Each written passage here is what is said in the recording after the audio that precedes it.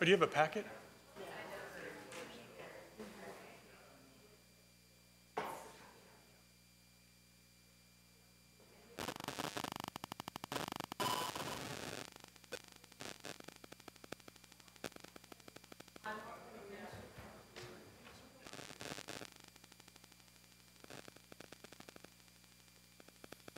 All right, Mr. Best, it looks like 7:30. Let's get started. Well, welcome to the March 2019 Transportation Commission that we're having on February 28th. First item, citizen comment. We have no speakers for item number 1. Item number 2 is the Child Care Initiative zoning. This is an action item. Kim Vaca is here from CPHD to give us an overview.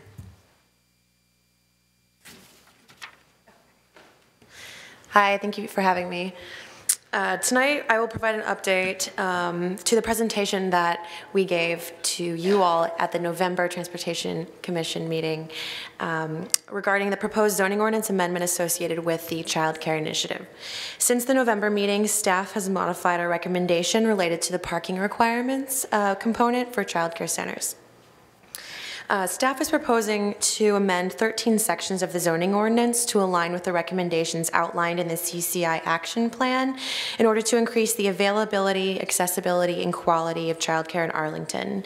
Staff is here tonight to obtain your targeted feedback on the proposals related to parking and pickup and drop off for childcare centers and family daycare homes. So the first topic related to our zoning ordinance amendment regards the zoning, how the zoning ordinance defines childcare. Staff is proposing to modify the definitions for childcare centers and family daycare homes to align with the county codes and the Code of Virginia. Additionally, staff analyzed whether summer camps should continue to be considered as childcare centers, which require a use permit. Staff concluded that summer camps are not analogous to childcare centers as they are not regulated by Chapter 52, operate on a seasonal basis, and are typically associated with a larger principal use, such as a school or private institution. Staff proposes to create a new definition in the zoning ordinance titled day camp and allow them as a by right short-term use. Additionally, as part of the CCI engagement process, staff received feedback that many operators of businesses that cater to children were unsure whether their business was considered a child care center or something else.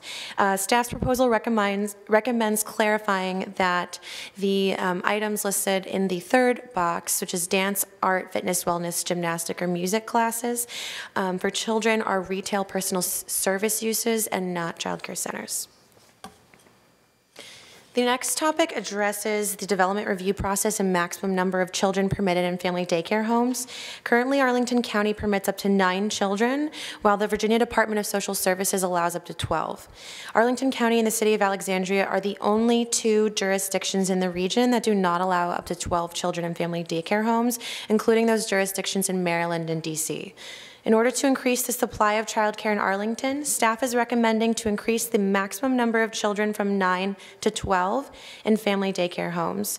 However, the building code in Chapter 59 of the county code will determine the final number of children permitted based on the size of the space dedicated for childcare in the home. Paired with this recommendation is a proposal to amend the development review process. Currently, the county allows family daycare homes with 5 or fewer children by right and requires use permit approval by the county board for family daycare homes with 6 to 9 children.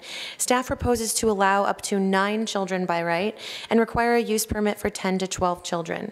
This will provide staff and the county board the discretion to approve proposals with larger numbers of children and include conditions of approval if land use impacts arise, which relates to parking, which I'll get into now.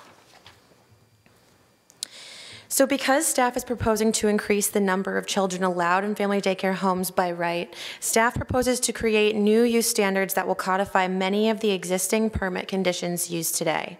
Because the county would lose the ability to condition by right family daycare homes with 9 or fewer children, staff considers these changes necessary to mitigate the potential land use impacts of the use while allowing a more streamlined, less costly, and more predictable approval process. Currently, the zoning ordinance includes 2 use standards, shown in the second column on the slide, that family daycare homes must obtain a certificate of occupancy and that they're licensed pursuant to Chapter 59.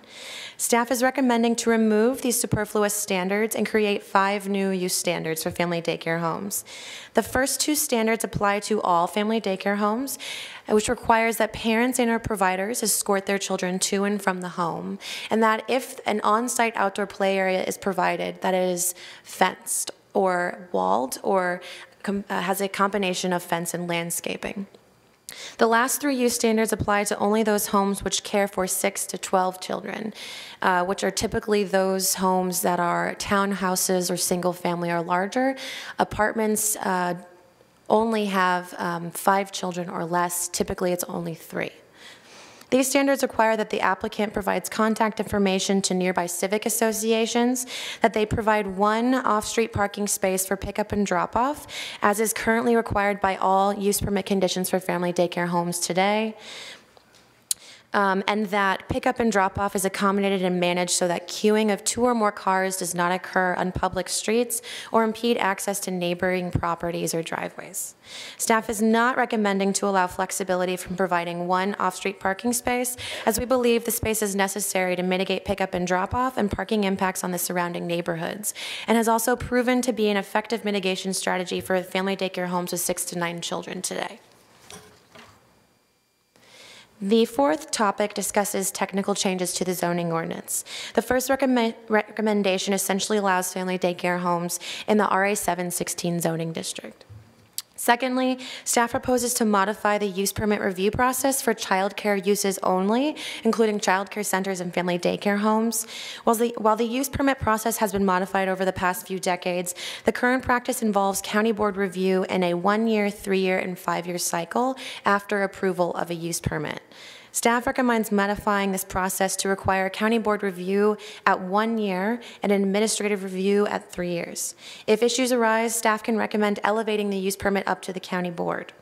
Staff's proposal also does not eliminate the annual inspections conducted by DHS or inspection services and continues to allow residents to file a complaint with the county if issues arise.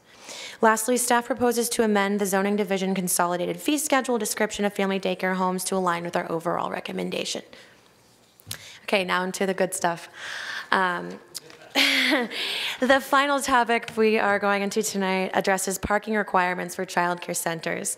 Input received during the Child Care Initiative engagement process showed that the county's parking requirement and lack of flexibility are significant barriers to childcare center providers. Providers also stated that the existing per-employee metric used to calculate the parking requirement hindered their ability to lower the age of children in their program and their overall programming flexibility, as greater numbers of children with low ages requires more staff and thereby more parking. To address this issue, staff analyzed the county's parking requirement for childcare centers and similar uses. We compared Arlington's parking requirements with other local jurisdictions and analyzed the childcare center survey results for employee commute patterns to determine parking demand.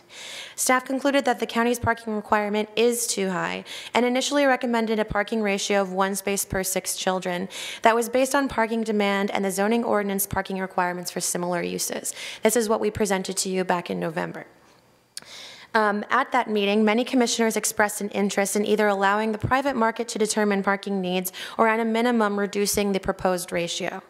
Staff considered this feedback and felt comfortable with reducing the proposed parking ratio for childcare centers from 1 space per every 6 children to 1 space per every 8 children, based on data about employee commute patterns from the survey conducted in the summer of 2018.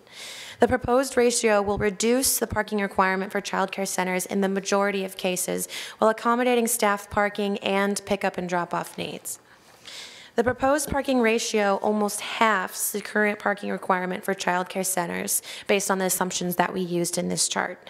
The jurisdictions with very low parking requirements, such as DC and Alexandria, use parking metrics that calculate requirements for a broad number of uses, such as general commercial or personal service, and are not specific just to childcare centers. This is contrary to Arlington County's zoning ordinance, which has different parking standards for each use. Also, when compared to other commercial or quasi-public uses in Arlington County, the proposed ratio for child care center is less than those uses at 25 spaces versus 32 or 40 for elementary schools, retail and service commercial, and offices.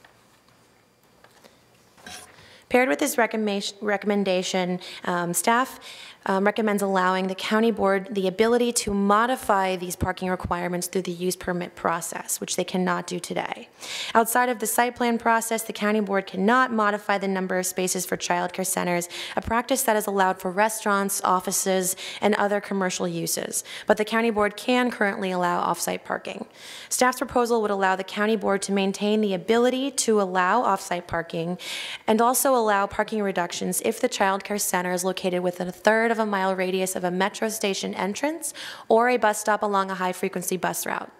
It also has to show that sufficient parking and circulation for pickup and drop-off are maintained on site, and that if there are potential adverse impacts of parking demand, that they'll be mitigated and implemented by shared parking programs or transportation demand management strategies. The proposed amendments align with the master transportation plan as it allows parking reductions near transit and ensures that TDM, shared parking agreements, and/or other tools are used to incentivize transit use and mitigate impacts. The MTP, however, is largely silent about what constitutes as near transit, only mentioning in Policy 11 of the parking and curbside management element that parking should be reduced within a quarter mile of transit. While staff's recommendation is to allow parking modifications within a third of a mile of transit, staff advertised at the County Board February hearing in the RTA a half-mile radius based on preliminary feedback from the Zoning Ordinance Committee of the Planning Commission and several other stakeholder groups. Several commissioners, planning commissioners at ZOCO expressed the desire to analyze whether the boundary should be expanded to a half-mile. Staff's recommendation for a third-mile radius is based on several factors. One, it acknowledges that the typical walk-shed distance for bus transit is a quarter of a mile. This is consistent with survey data from WMATA. Two, parents with small children may have difficulty walking up to a half mile, which leads to more vehicular travel to these sites. Three, a third-mile radius better aligns with the GLUP's planning corridors, which supports high densities and a mixture of uses. Because a third-mile radius covers both bus and rail transit, the overall radii is much larger than a third of a mile. For example, the General Land Use Plan's planning corridors generally span about a quarter mile from their core, as shown by the blue areas on the map.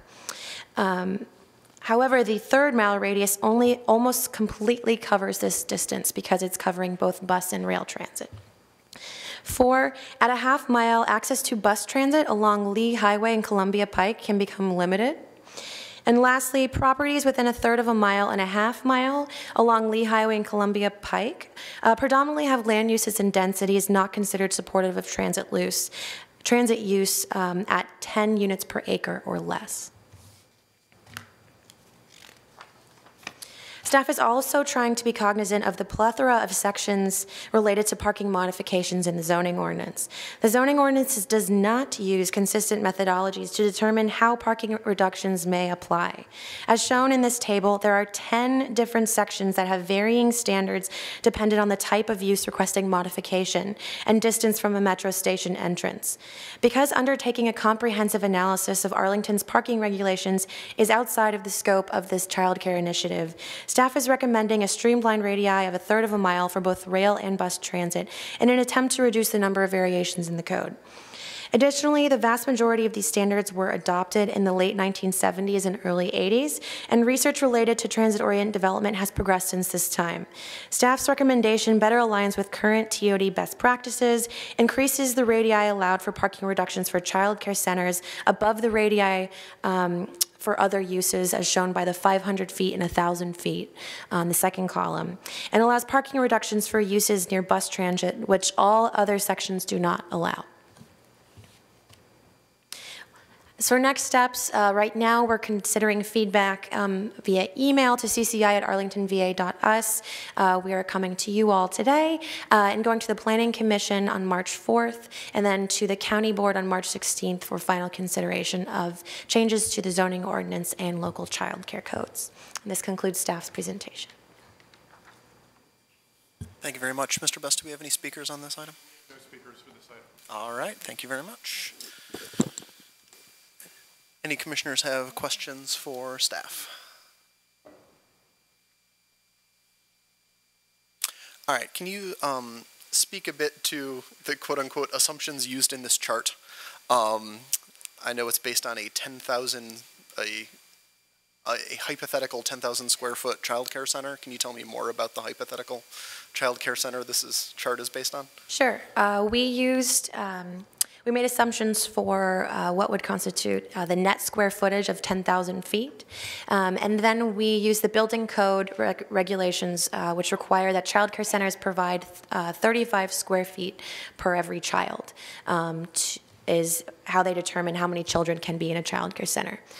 Based on that assumption, we then calculated so that provided us with a number of children, and we then used the teacher-child ratios in Chapter 52 of the county code to create an average assumption of what that ratio would be. So in a 10,000 square foot center, our assumptions, I believe, were about 200 children and 40 staff. But I do not have that, unfortunately, with me. It's in our Child Care Land Use Research Report available online. We walk through the assumptions.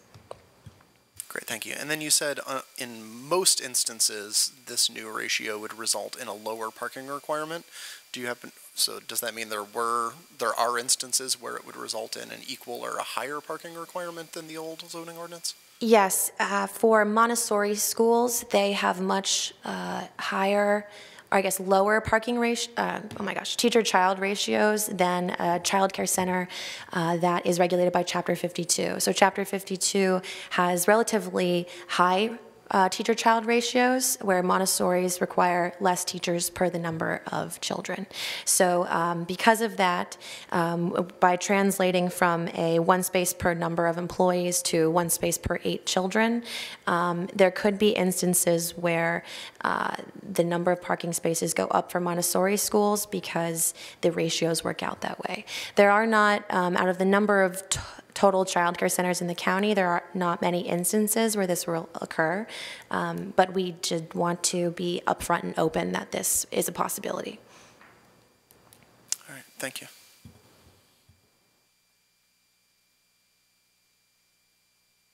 Commissioner Lantelmi.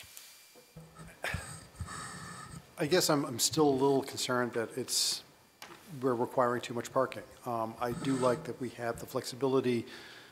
The board has the flexibility to drop it even further, and maybe it's okay in the residential zones to have it dictated the way this would be. I'm still not fully comfortable that in the transit corridors that this is right. We have too much parking already in the transit corridors.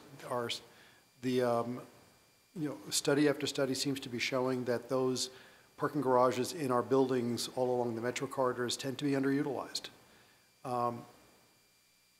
We have vacant spaces. Why would we be requiring so many spaces for daycare?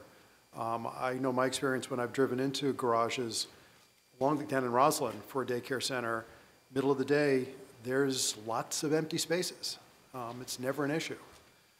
So I'm still not sure that it's really necessary to require so much parking.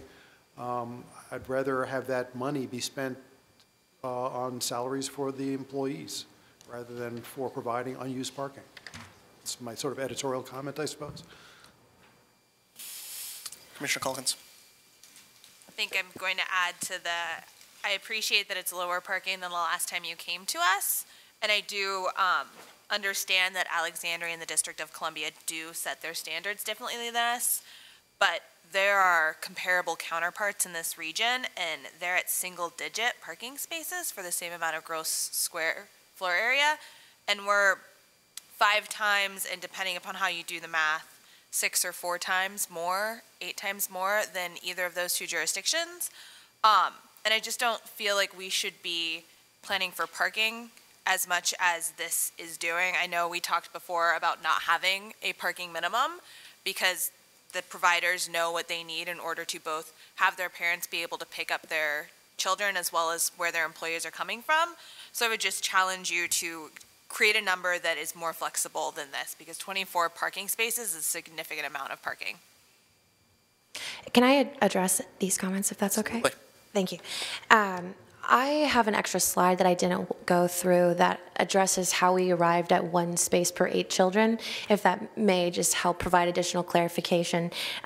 Firstly, childcare centers operate a little bit different than, say, like a retail personal service use, because a lot of those spaces are really used for pickup and drop off and not necessarily for staff parking. So it's accommodating 2 different needs.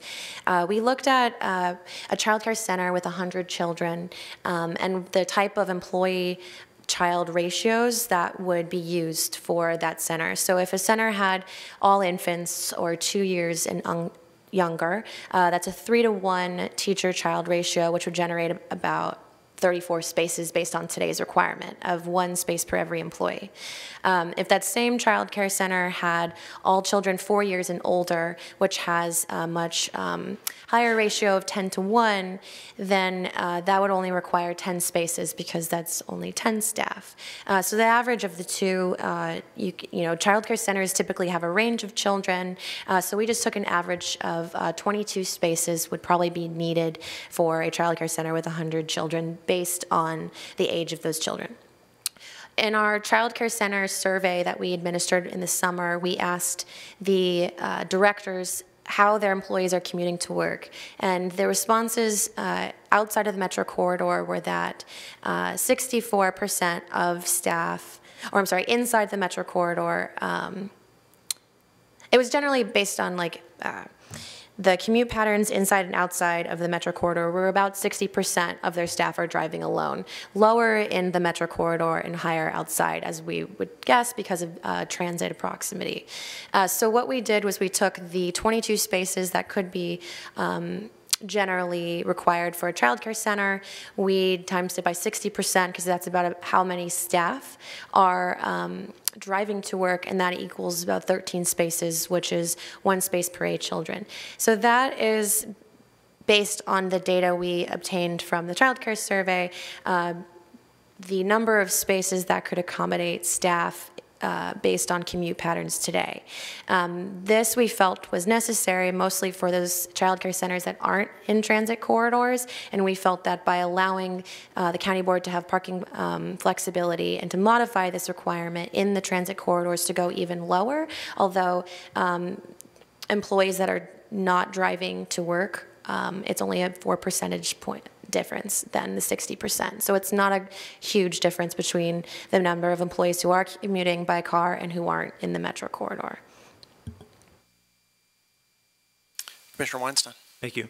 I was wondering if you could kind of explain some of the logic behind why the 1/3 metro corridor was a threshold and not a factor for deciding whether to modify parking requirements, because inevitably there's going to be a situation where a daycare wants to open up 1/3 of a mile and 10 feet away from a metro corridor, from a transit corridor, and they wouldn't be able to benefit from the modification. There'll be situations, I'm sure, where a daycare is 5 feet from a bus stop and they might want 0 parking, or 1 per 20 children. I'm just throwing that number out there, but I know for other situations in the zoning ordinance, like for community pools, when the board is modifying modifying the parking requirements, they see these things as factors, not a threshold. I just want to know how you arrived at that decision. I guess to clarify the question, are you wondering why we aren't recommending that like near 1/3 of a mile instead of within 1/3 of a mile? I would say maybe proximity to transit would be a factor for reducing the parking requirements rather than being the threshold.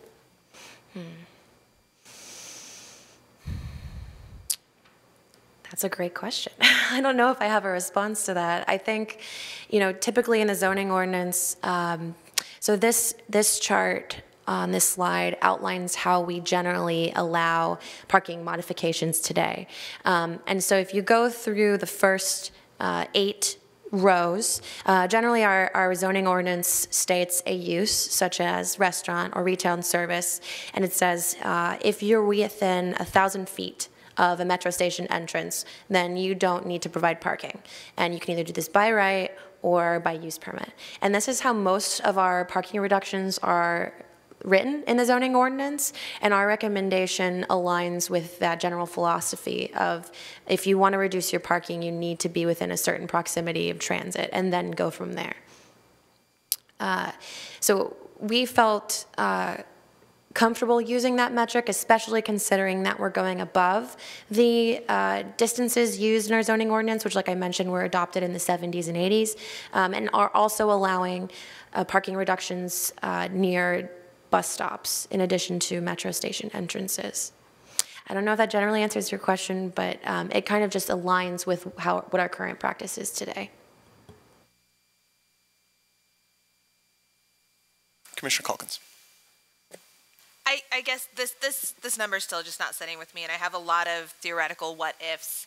I don't think a lot of parents are going to be taking their kids with them on Metro and then taking them to daycare and going to work. I think they're going to take their kids, walk halfway to the Metro, drop their kids off, and go to the Metro, or some combination of that. And I think the 1/3 threshold assumes that you're originating from transit instead of maybe the transit being the destination.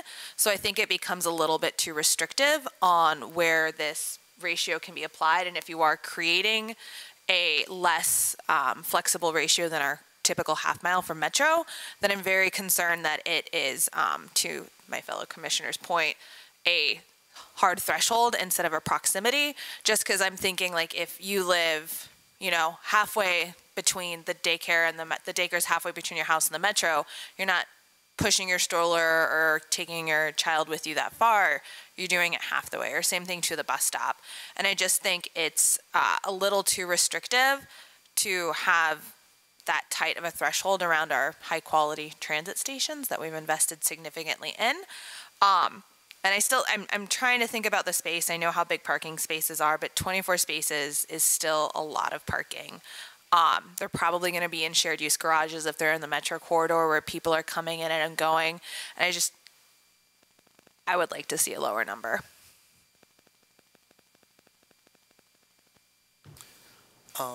So I'm feeling similarly to what's been expressed otherwise. And I think I bring a little bit of perspective as a business owner to this. I think all the time about my ability to attract employees.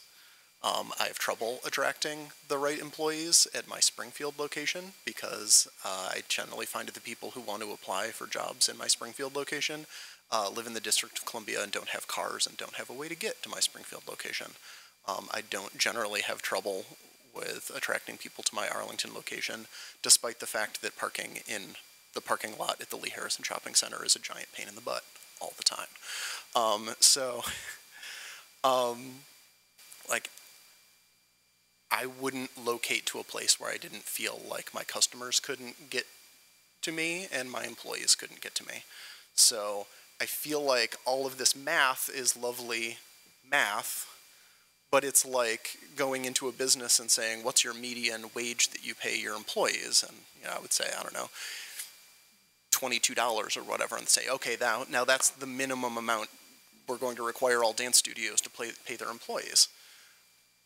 Like, I see where that math came from, but it doesn't actually make any sense. The reason that when we say the average survey says that 60% of employees are driving to that business, well, that means that like half of them more than 60% are driving and half of them less than 60% are driving. It's always going to be a range. So personally, given the huge need that we have for childcare in Arlington County, the ridiculous amounts that we're paying for childcare in Arlington County, because there are so few pieces of property where you can put a childcare business right now, I would much rather err on the side of requiring too little and count on the business owners to not be stupid and set up a failed business because they're not going to be able to attract employees to their business. So my personal preference still says we should be recommending to not have a parking minimum for childcare. That said, I think it would be wise of us, if that is the direction as a commission that we want to recommend, that we say, but if the board finds that they do want to have a parking minimum, here are some recommendations on how to improve this ordinance language. And I agree with Commissioner Weinstein. I think we should be going in the direction of something like right here, where we have elementary, middle, and high schools, 14.3.7C.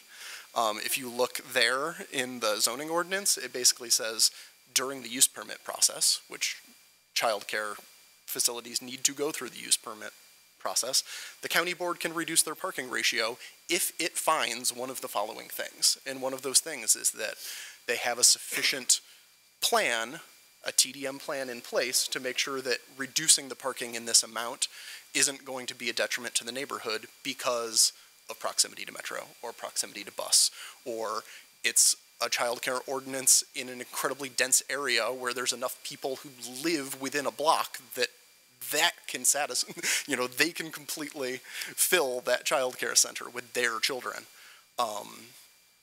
So that's the direction I'm leaning to go, is to recommend to the board that we not have a parking minimum, but if they feel that a parking minimum is appropriate, that it should be, is it a factor you called it, Commissioner Weinstein? I'm not a lawyer. A factor rather than a threshold, right. To model it after our high school requirements. If I can step in really quickly, respond to our comments. Okay, thanks.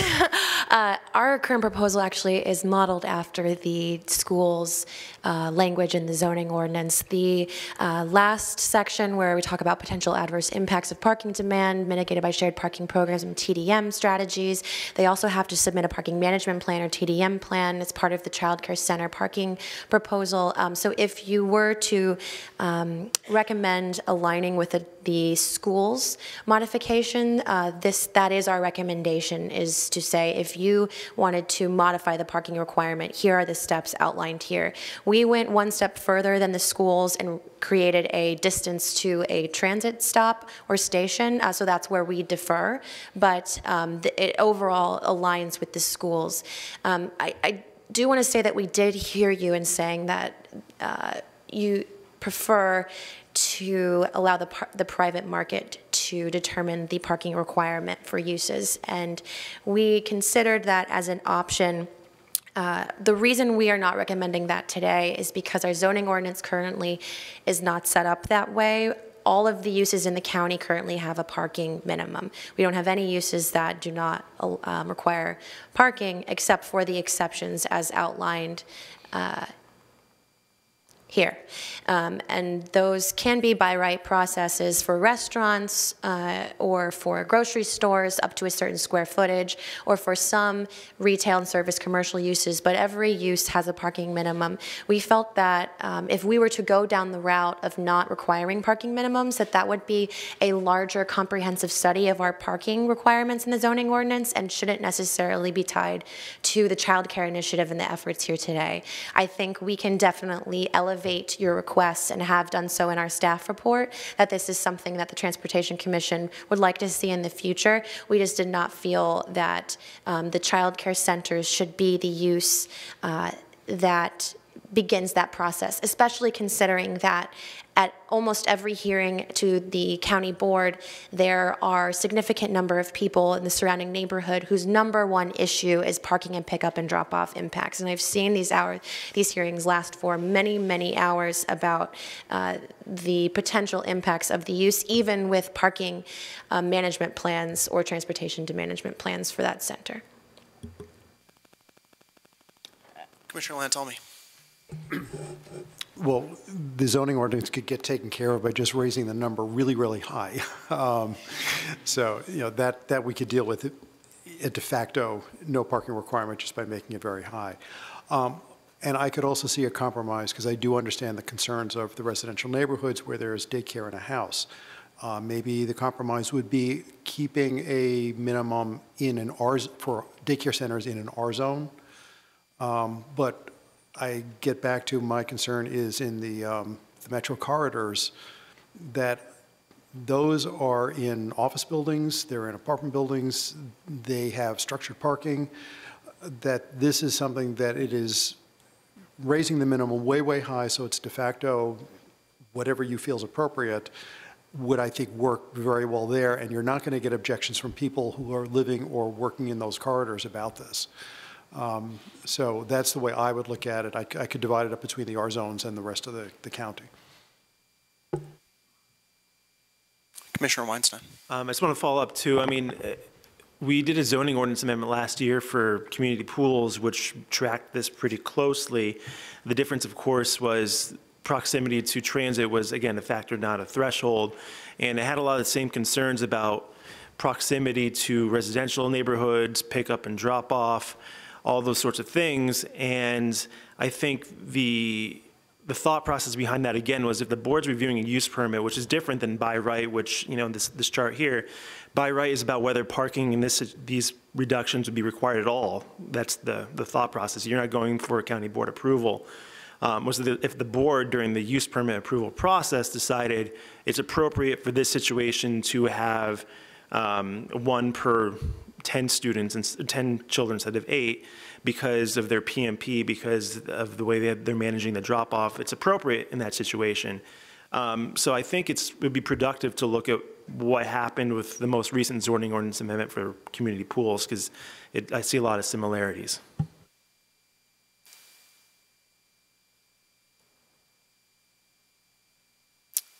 Go ahead. Yeah, really a question. Are we talking about the same rules for family daycares, home daycares, and child care centers? No. No. Family daycare homes are only, today don't have any parking requirements. We're recommending that for homes with 6 to 12 children, provide 1 off-street parking space on their property to accommodate pickup and drop-off and/or parking. Okay. And then just to the chairman's point about the math, I mean, most of these smaller centers, I mean, any of them, the kids' ages change, right? They get older, right? So most of the daycare centers have a limit on the number of infants they'll take at one time in order to deal with this question, right? Mm-hmm. But all the parents come and drop off at the same exact time, so you are going to see empty spaces during the middle of the day. Mm-hmm. But the issue is in the evening or in the morning when you have 4 parents pulling up at the same time trying to open their car doors and put a kid into the car, or 2 kids. So, I mean, was there any study of how many people take their children on transit to home daycares? For home daycares, we administered a survey at the end of last year and had a relatively okay response rate. I believe it was maybe 40% of our daycare homes responded. We did not necessarily ask, I don't believe, how the Department of Human Services administrated this survey. So I'm speaking secondhand, but I don't think there was a question about how the parents are bringing their children, but we did ask how their employees are commuting to the family daycare home. And anecdotally, we heard that most parents are dropping off their child on the way to work in their car. So they are parking in the 1 off-street parking space that we currently require and then driving away. And that is also a #1 concern at the use permit hearings at the County Board for Family Daycare Homes too. Yeah, I just want to say this is the parking is so interesting because, as you pointed out, it is serving multiple purposes. You know, it's employee parking. It's also pickup and drop off, and the factors that determine how people are getting to the childcare facility to work there, and the factors that determine how people are getting to the childcare facility to drop their children off there aren't necessarily the same factors. I can definitely see a childcare facility that is in a very dense area of Columbia Pike, which apparently we don't run buses frequently enough for it to qualify as a high-frequency bus corridor, according to this map, where tons of people would walk to drop their kids off because they live right there in the area, in an apartment building, half a block away, but employees end up having to drive there because our transit service isn't good enough. And, vice versa, where we have great transit in a very low density area. And so people end up driving to drop their kids off because nobody lives close enough to walk over and drop their kids off, but the employees can all take Metro. So this is why I'm really, feel like every situation is different and we should be trusting the private market to figure it out. And B, if we are going to rely on board flexibility, on reducing the parking ratio, that we don't handcuff them by saying you can't consider a parking reduction if you're not within a 3rd mile of transit. And I will just throw one more thing in as a business owner. When I hear, the board has flexibility, what I hear as a business owner is uncertainty, which is the last thing that you want as a business owner. You're signing a memorandum of agreement or a letter of interest with a landlord, and you are immediately on the clock to get open as fast as humanly possible. And all that relying on board flexibility is opening yourself up to the potential of opening very late, paying a lot of rent when you're not open, and not bringing in money and going under before you ever actually have a chance to succeed. Anything else? Anybody want to move the main motion, and then we can move the county manager's recommendation, and then we can talk about amendments after that?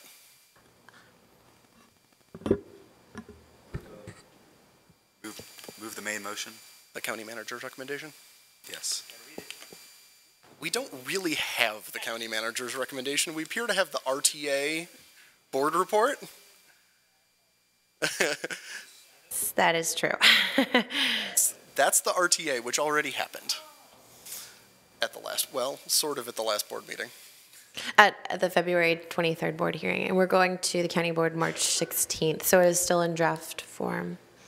I do want to also add, though, because the RTA had a distance of a half mile for parking flexibility, that if the Transportation Commission were to recommend a no distance requirement, that the county board would have to re-advertise. So I would just keep that in mind.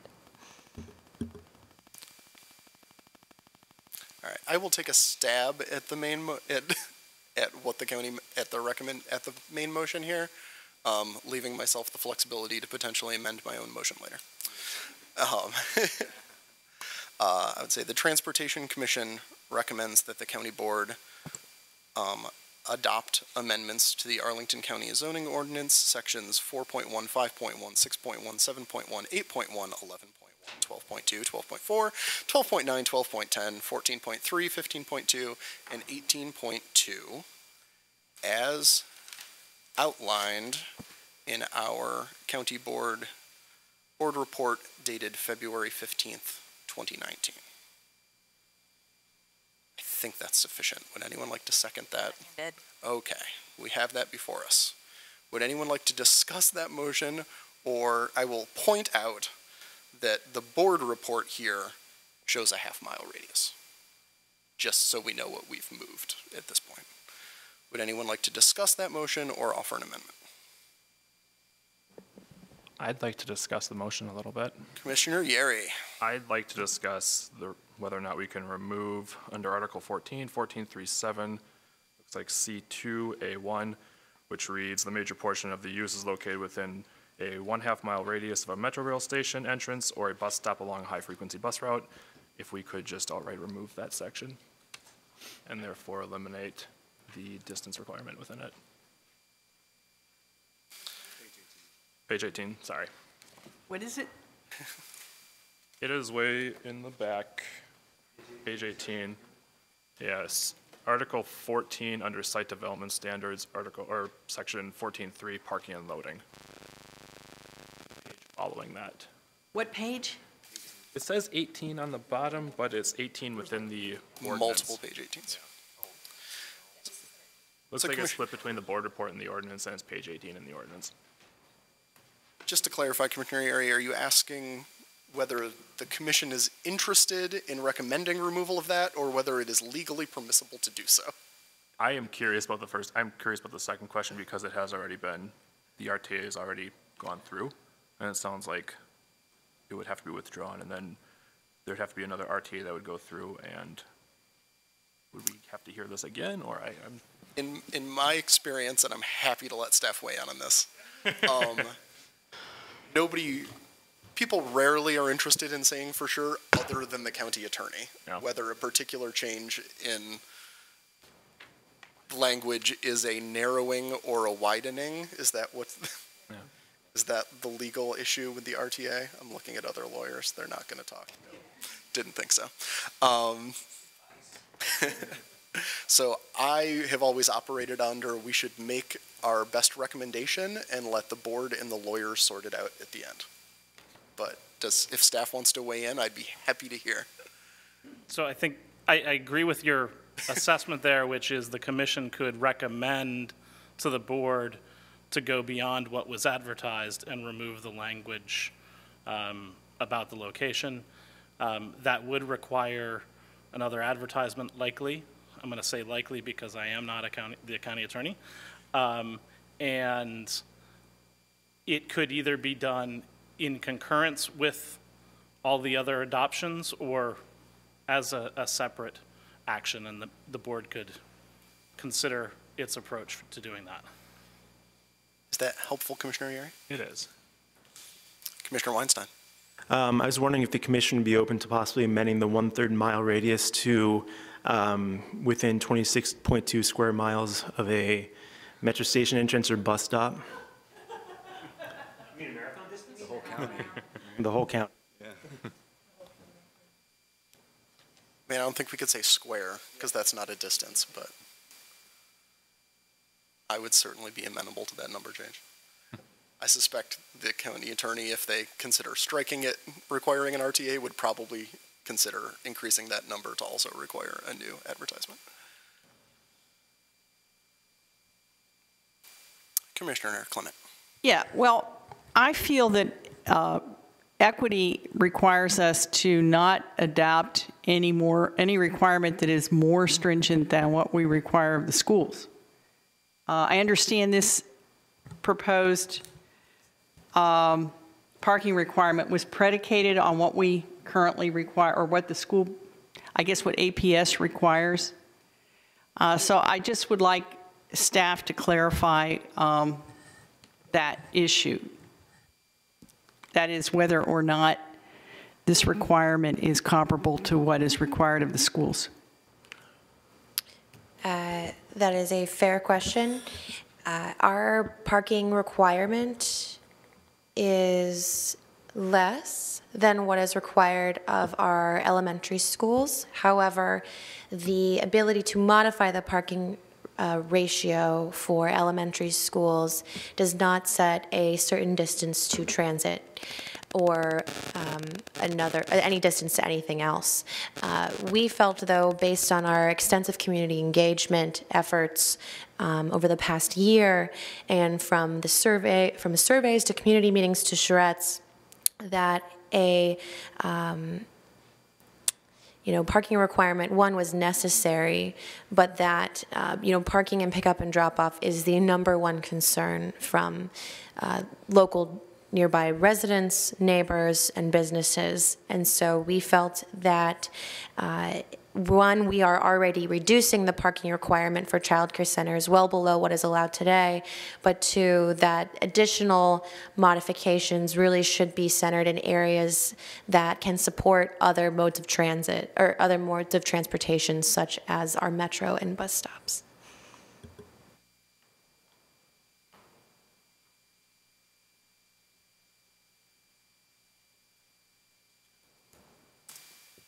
Commissioner Calkins.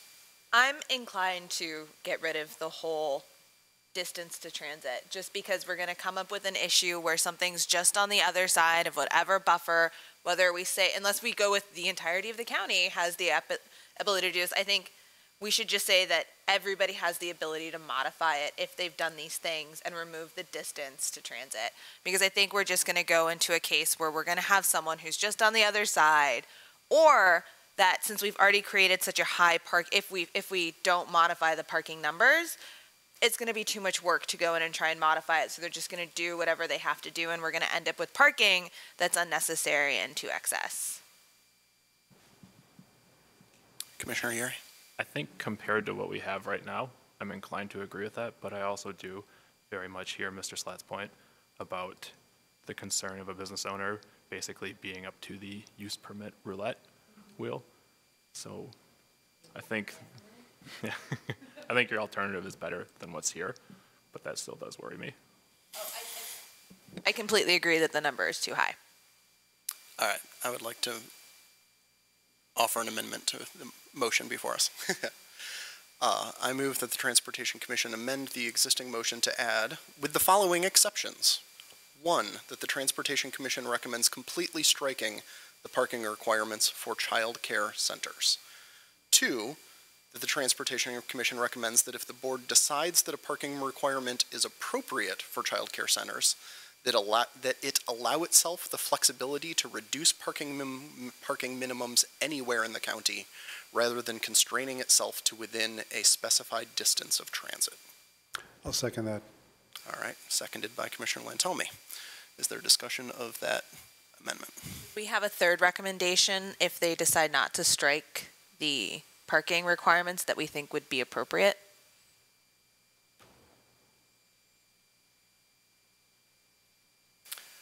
I think if people agree with these two things, we should pass this amendment to add it to the motion, and then we could consider an additional amendment to add to the motion at that time, potentially.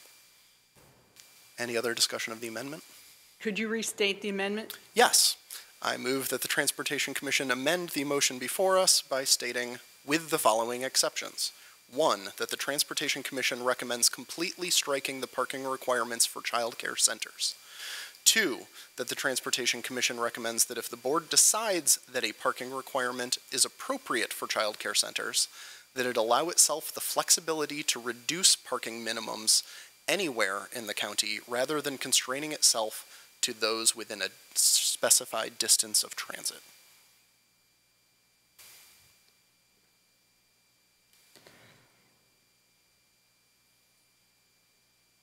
Hearing no further discussion, I will call the vote. All those in favor of amending the motion?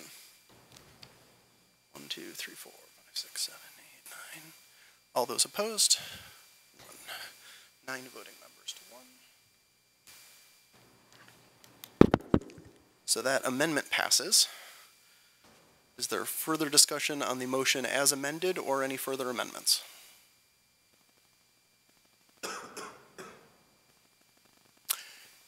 Hearing none, all those in favor of the motion as amended? 3, 4, 5, 6, 7, 8, 10. All right, that's everybody.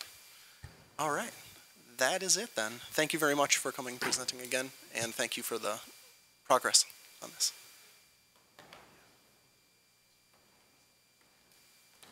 Our next item is item number 3, the Washington Boulevard and Kirkwood Road Site Plan. This is a site plan info, and I'll turn it over to the applicant for presentation.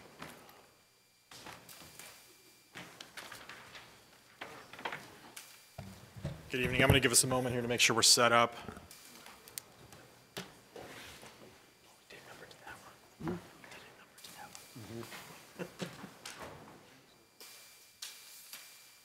Are we taking a break, or should we get going when we're ready? I'm sorry, what was that? Are we going to take a break, or should we just start when ready? You can start when ready. Okay.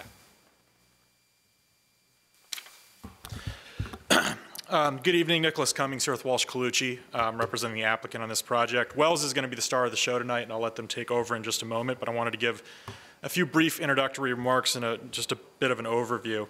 For background, the property is an assemblage of 5 parcels at the intersection of Kirkwood and Washington. It's currently developed with a mixture of 1-story retail and office uses, generally bordered by the YMCA to the north, the Bromptons Townhomes just to the east, George Mason University and the Truland Building to the south, and the Ball Family Burial Grounds to the west. We were very active in the development of the GLUP study and one of the original advocates for the new planning on this block. Very excited about this project. We're proposing a new apartment building that is consistent with the special GLUP study that was adopted by the county in November of 2008. You're probably familiar with the Apple project that was just passed very, very recently, and so I'm sure everyone here, also from your experience in reviewing that GLUP study and everything, very familiar with this block and the associated planning. The property's current zoning is C2, which is generally a commercial zoning district, permitting up to a 2.0 FAR with a use permit of for commercial and residential mixed use. We are proposing CO 2.5 zoning. That's within, however, the limitations of the GLUP study. There are certain planning recommendations within there that limit things like, for example, height, where in CO 2.5 you could obviously go to a much higher height than is recommended in the study. So within that zoning district, but of course within the planning principles of the study. We are proposing to change the GLUP designation from service commercial to medium office apartment hotel, which is also consistent with the GLUP study. The building, just for very briefly, is 7 stories, 255 units with about a 0.75 parking ratio. Community benefits of note include the on-site affordable housing that we're going to be committing to and LEED Silver certified construction. We've been to 1 SPRC meeting so far. We have our next one scheduled on March 11. With that, I'm going to turn it over to Wells, and then obviously be here to help answer questions.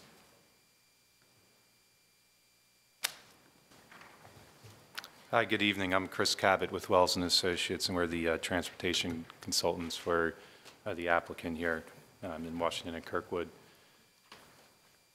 I'm just going to take you through a series of slides to introduce you to the project, and then we'll be here for questions. This just gives you some context to where we are in the county, Washington Boulevard on the southern border of our property. That consists of 4 parcels. North Kirkwood is on the right. And also just pointing out here that there are 3 curb cuts on Washington Boulevard and 3 curb cuts on North Kirkwood Road, and that the sidewalks are right adjacent to the travel lanes. Hard to see on here, but it'll become clear at other slides. This just shows the distance to the 2 metro stations that are proximate to our site. We are just over that border of a quarter mile from both the Virginia Square Metro Station and the Clarendon Metro Station. Another slide is showing in that yellowish color are the sidewalks, a good connected sidewalk network along with the road network, crosswalks in the area and bus stops proximate to the site as well. We just broke out the bike lanes here. Fairfax Drive to the south of us has bike lanes, as does North Kirkwood, and then on-street bike trails in the area as well. Capital Bike Share stations. All these facilities provide options for future residents to access metro, bus, amenities, and other destinations in the county. Here is the site plan. And I wanted to just point out on this one that the sidewalks are wider than what exists today. You can see the 2 on-street parking spaces on Washington Boulevard that we're adding. It's not clear necessarily on here, but North Kirkwood does have 4 on-street parking spaces, and those will remain with this plan. This also shows the west alley and the north alley that will be part of this site, and that provides access to the parking garage and the loading facilities. This is just another site plan showing the ground floor level. I wanted to point this out to show the lobby is that white color there in the middle of the building along Washington Boulevard. To the left of that, or the west side, is a bike room that's at ground level, bike storage room, and then to the left of that is a dog spa. To the right of the lobby is the leasing office and then the fitness center, and I believe what they're calling a motion room. And just also pointing out here that the loading you could see on the north alley, there's 2 loading docks, and then to the left of that is the access to the garage perpendicular to the alley. And here we are showing that we are providing the public access, both vehicular and pedestrian, that is recommended in the GLUP Plus study. And to point out also that we are providing this access and that we're not precluding that access to continue north or west. Just wanted to show an exhibit here. This is sort of looking from the YMCA site, if you will, down towards looking at, those are the alleys that you're seeing there, the west alley and the north alley. the sidewalk along the building that would provide the pedestrian access. This is just another shot showing the north alley. Those are the two loading docks in the foreground. And then I think those are utility rooms in between that and where the car is entering to the garage. We could get into the cross sections of the streets here to show some of the changes. North Kirkwood, the existing cross section is to the north, showing the sidewalk, and our property would be on the left side of the page here. The sidewalk is narrow and right up against the travel lanes. With the project, we'd be adding the tree pit. You can see on the bottom cross section, we'd be adding a tree pit along the curb line, and then a 6-foot wide sidewalk. We would also be bringing the bike lane that currently ends on the northern side, north of Washington Boulevard. It currently ends. We're going to be bringing that down to Washington Boulevard, and then providing a shared through lane and a right turn lane and a separate left turn lane. The east side of Kirkwood would remain the same. This is Washington Boulevard, and as you look at this slide here, you can see that there are 4 travel lanes, vehicular travel lanes on Washington Boulevard that will remain. But where this cut is, where I'm showing the 2 on-street parking spaces, will be 7 feet wide. And again, we'd have a planting strip of just under 7 feet wide that would provide that buffer between the travel lanes and the sidewalk. And along Washington Boulevard, we'd have a 10-foot minimum sidewalk.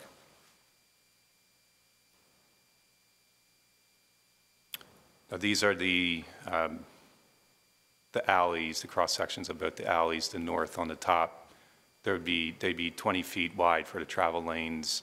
And then along the north side of the building, you would have either a sidewalk, which would extend from Kirkwood to the parking garage entrance, and then further west of that would be planters.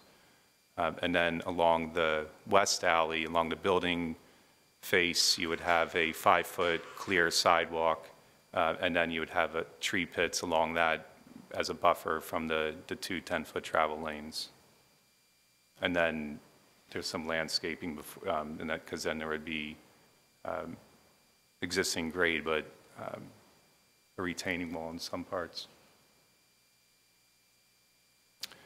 And just to end here, I wanted to give you a summary of some of the optics from the transportation study that we performed, but this just notes that we will be requesting we are requesting a parking reduction to permit just under the 0.47, or excuse me, yes, 0.745, thank you, spaces per unit.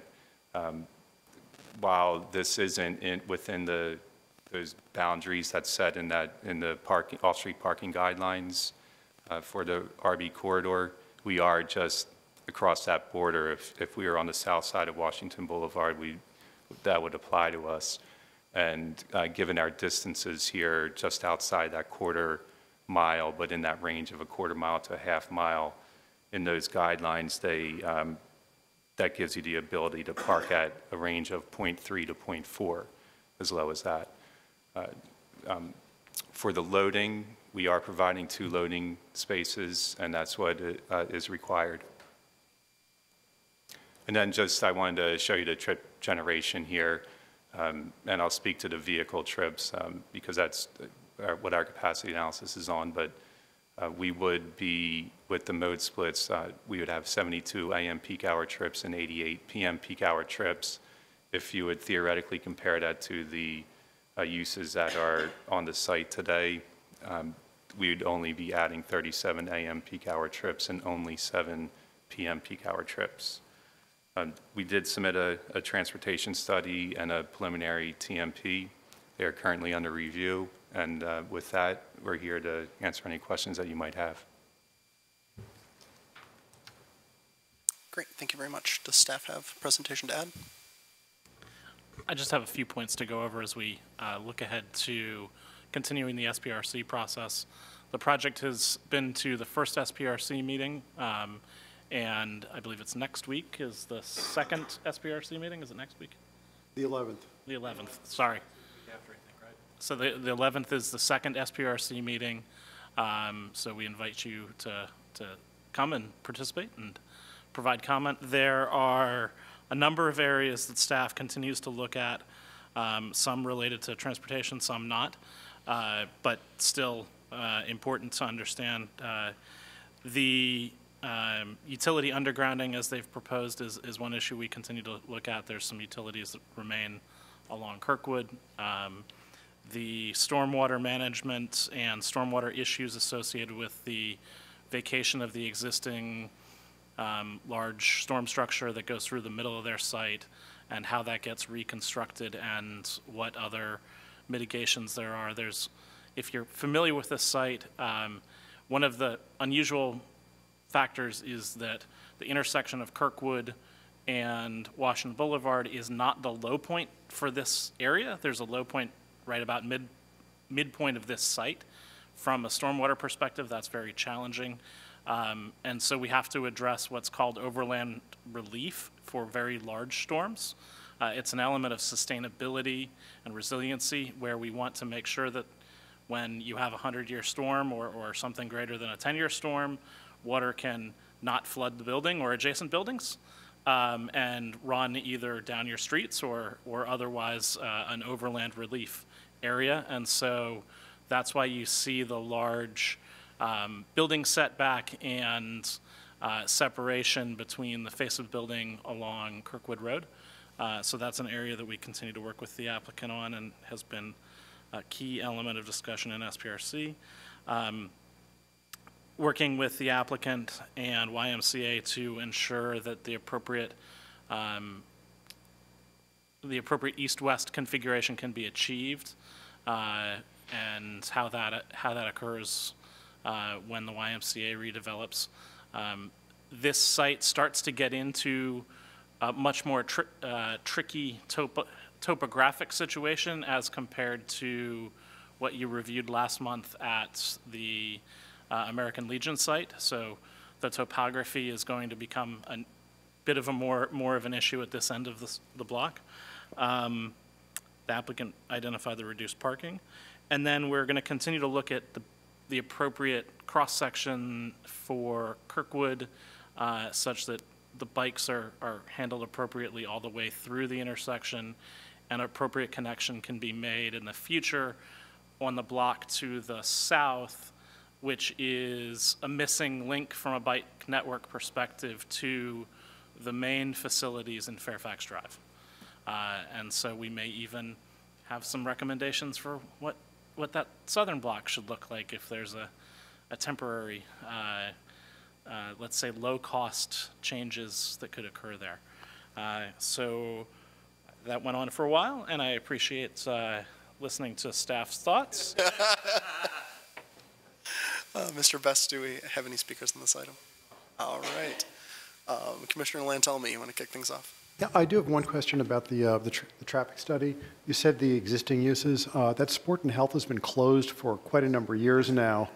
It isn't generating any traffic right now.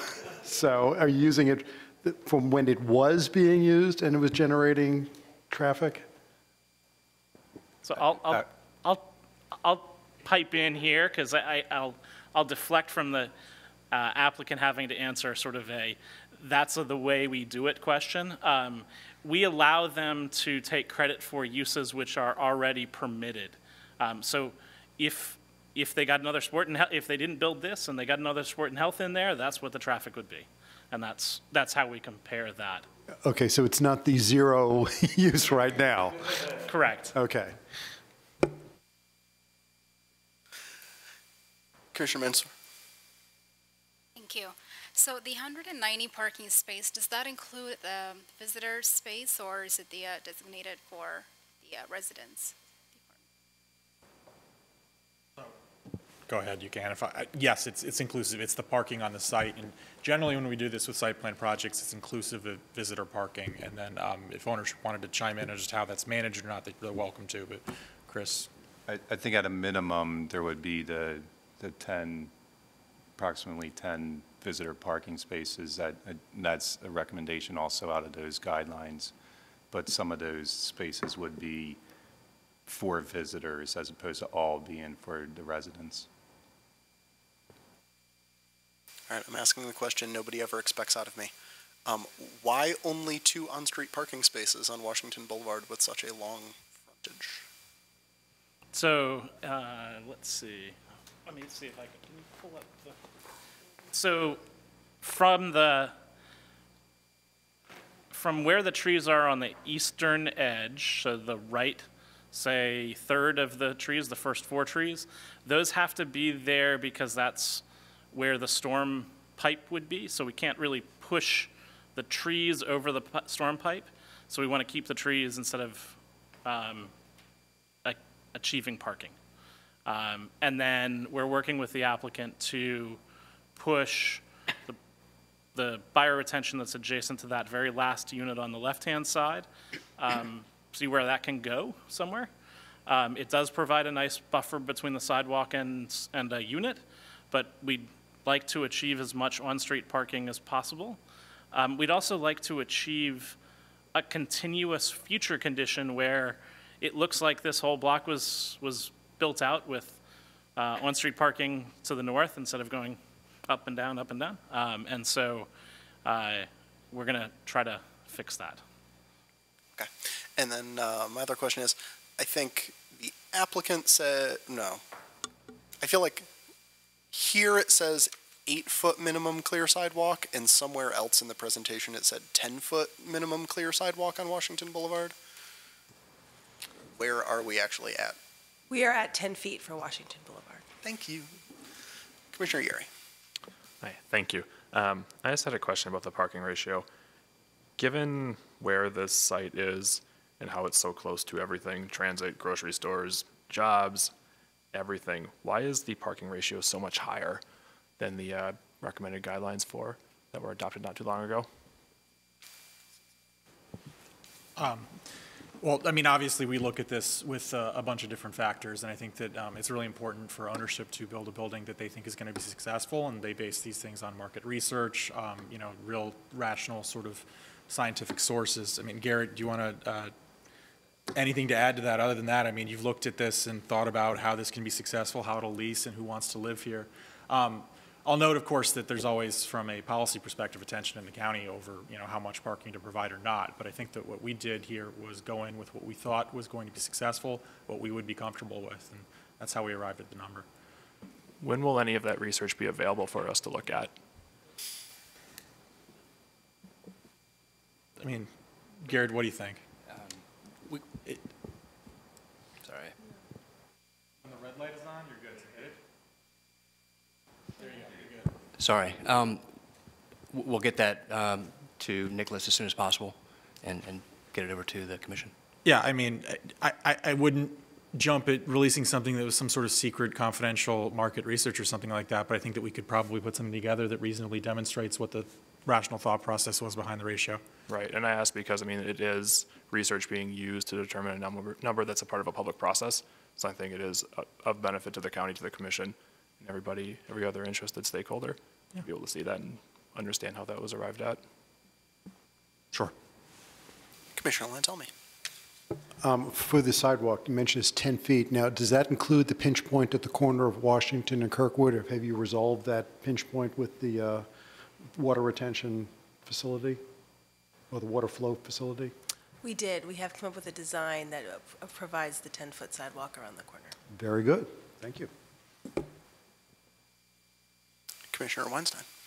Thank you. I don't know if this is a question for staff or for the applicant, but has there been any discussion about whether the 2 alleys are going to be dedicated in fee or is it going to be an access easement? The issue, of course, is if it's dedicated in fee, the county owns it. If it's an access easement, the applicant owns it and maintains it. We will be able to discuss that at the hearing. We don't know which way we want to recommend that at this time. At least staff doesn't.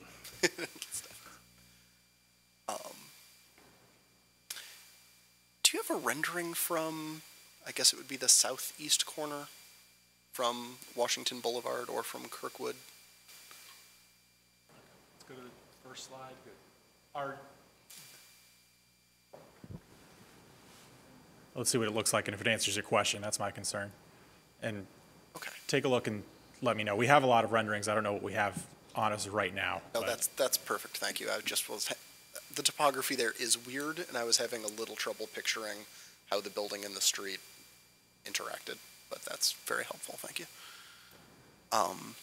Just a couple comments, because I think we're getting towards the end here. I applaud you for putting a bike room at street level. Thank you. That is fantastic and very helpful as we're moving forward. I applaud you for getting the bike lane all the way to Washington Boulevard on Kirkwood. That has been a continual annoyance. I applaud staff for having the missing link of Kirkwood on their mind. I raised it during the special GLUP study, and it's been a thorn in the cyclist side for a long time that there's this one terrible block in between two perfectly great bike facilities. I wish you all the best in working towards a workable east-west connection through the entire special GLUP study area, because I continue to think it's very, very important. And I know it's tricky to figure this all out in a phased way and figure the topography out. And I can see that you're already working on the topography based on that rendering from the alley side, where you can quite obviously see the change in grade. Commissioner Calkins. So I have two questions. I think one's for the applicant and one's for staff. I love the at-grade bike room too. Are you planning bike racks on the amenity panel in locations for people who aren't, residents but maybe visiting? I know that we're in the progress of designing the bike room, but Garrett, have you thought through how those racks would be positioned or anything like that, or? Not the bike room itself, the external. So like if I'm not given fob access to the bike room, where I might come if I'm dropping off. I believe we have some spaces, racks on Kirkwood, but I think we can get that exact answer for you next time. As part of it. And then my second question is for staff. Can you use your presentation where you show the Capital Bike Share stations though? So this isn't, one more. This isn't a just for this application, but it is a, if we are bringing in the American Legion development, the Y development, and this development, there is a lot of bike share stations that are kind of close by, but people don't really like walking farther than 3 blocks to a bike share station. So to the applicant and to staff, I would really encourage the both of you to see where along either Kirkwood or Washington Boulevard a Capital Bike Share station could be accommodated to serve this community slightly better. I know I live at Randolph and Fairfax Drive, and the number of times I've wished there was either a bike share station in proximity to the Harris Teeter or the Giant so that I can bike there, go grocery shopping, and bike back has been significant, and I would love to see bike share stations somewhere on this site in a better proximity, not just for Giant users who want a pint of ice cream really quickly, but really because there's going to be a lot of residents, and we know that people use Capital Bike Share in the morning to get to the office and then to get home. So, please. Anything else? Commissioner Lantelme. Have we settled yet on the street typology for the 2 alleys?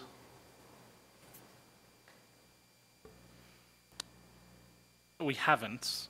I suspect the north-south will be an alley and actually not dedicated as or not show up on the MTP. And then I suspect the east-west connection will be shared and dedicated and show up on the MTP accordingly. I don't know whether or not that shared typology is implemented with this project or with the YMCA. Thank you. Anybody else? All right, thank you very much. Look forward to seeing you back in a bit. I think the commission will take a brief 3 to 5 minute break while staff sets up for the next agenda item.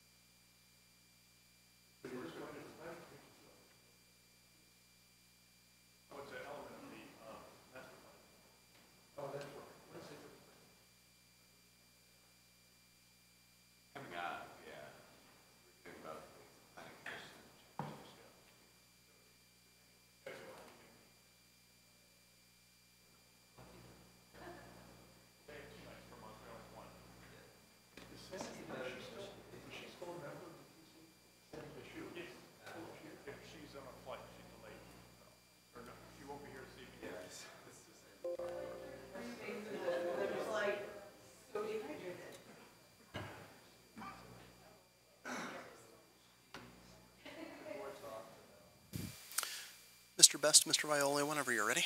Okay, our next item is item 4, the Bike Master Plan. This is a RTA, or request to advertise.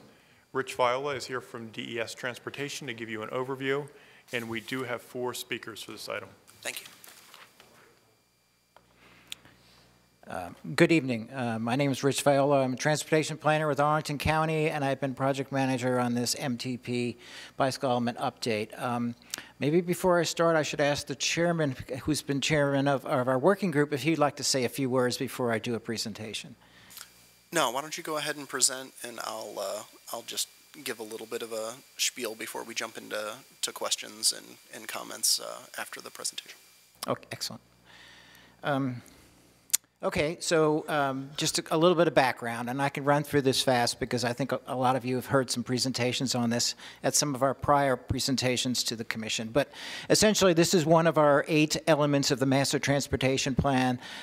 This, like many of the other sections of the MTP, was done sort of about a decade ago, last done about a decade ago. And so a lot has happened since that time, and we all kind of understand that there are many things happening right now. There are a lot of new technologies available, lots of new kinds of vehicles traveling on our county streets and such. And so we have a lot of reason to kind of proceed with this update for the plan. And so we've been trying to look at, as we're doing this, kind of looking at kind of what's been happening in the last few years, but also projecting out for another, say, 15 to 20 years and what we should be looking for Arlington County. Moving this forward. So the schedule of kind of how this is taking place is we began in the summer of 2017. We have had a working group meetings pretty much regularly since that time. One of the first things that we did was we put together a process for kind of how we're going to do the outreach for the throughout the development of the plan. And we began that largely in that late summer of 2017. I've been working pretty much regularly pretty consistently, having meetings with our working groups and kind of undertaking various elements up to this point. We're now at the point now where we are a draft plan that is getting ready to go for advertisement, request advertisement with the county board at their next meeting, and with the actual public hearings for the following month. Just to kind of take you through a little bit of an overview of the public engagement, there have been 3 sort of main periods when that has taken place. Each of them has been very extensive, and we've tried to kind of do as much outreach as we could to kind of meet with stakeholders, to go places where people are, to kind of get their opinions, and to try to broaden our input from, you know, just regular kind of full-time bike riders to you know, everyone in the county, and so we get more broader perspective of what we should be doing. There have been a number of various opportunities for that. Most recently, we had 2 public open houses in January, as well as we did a webinar where we kind of spoke on the air and got input there too.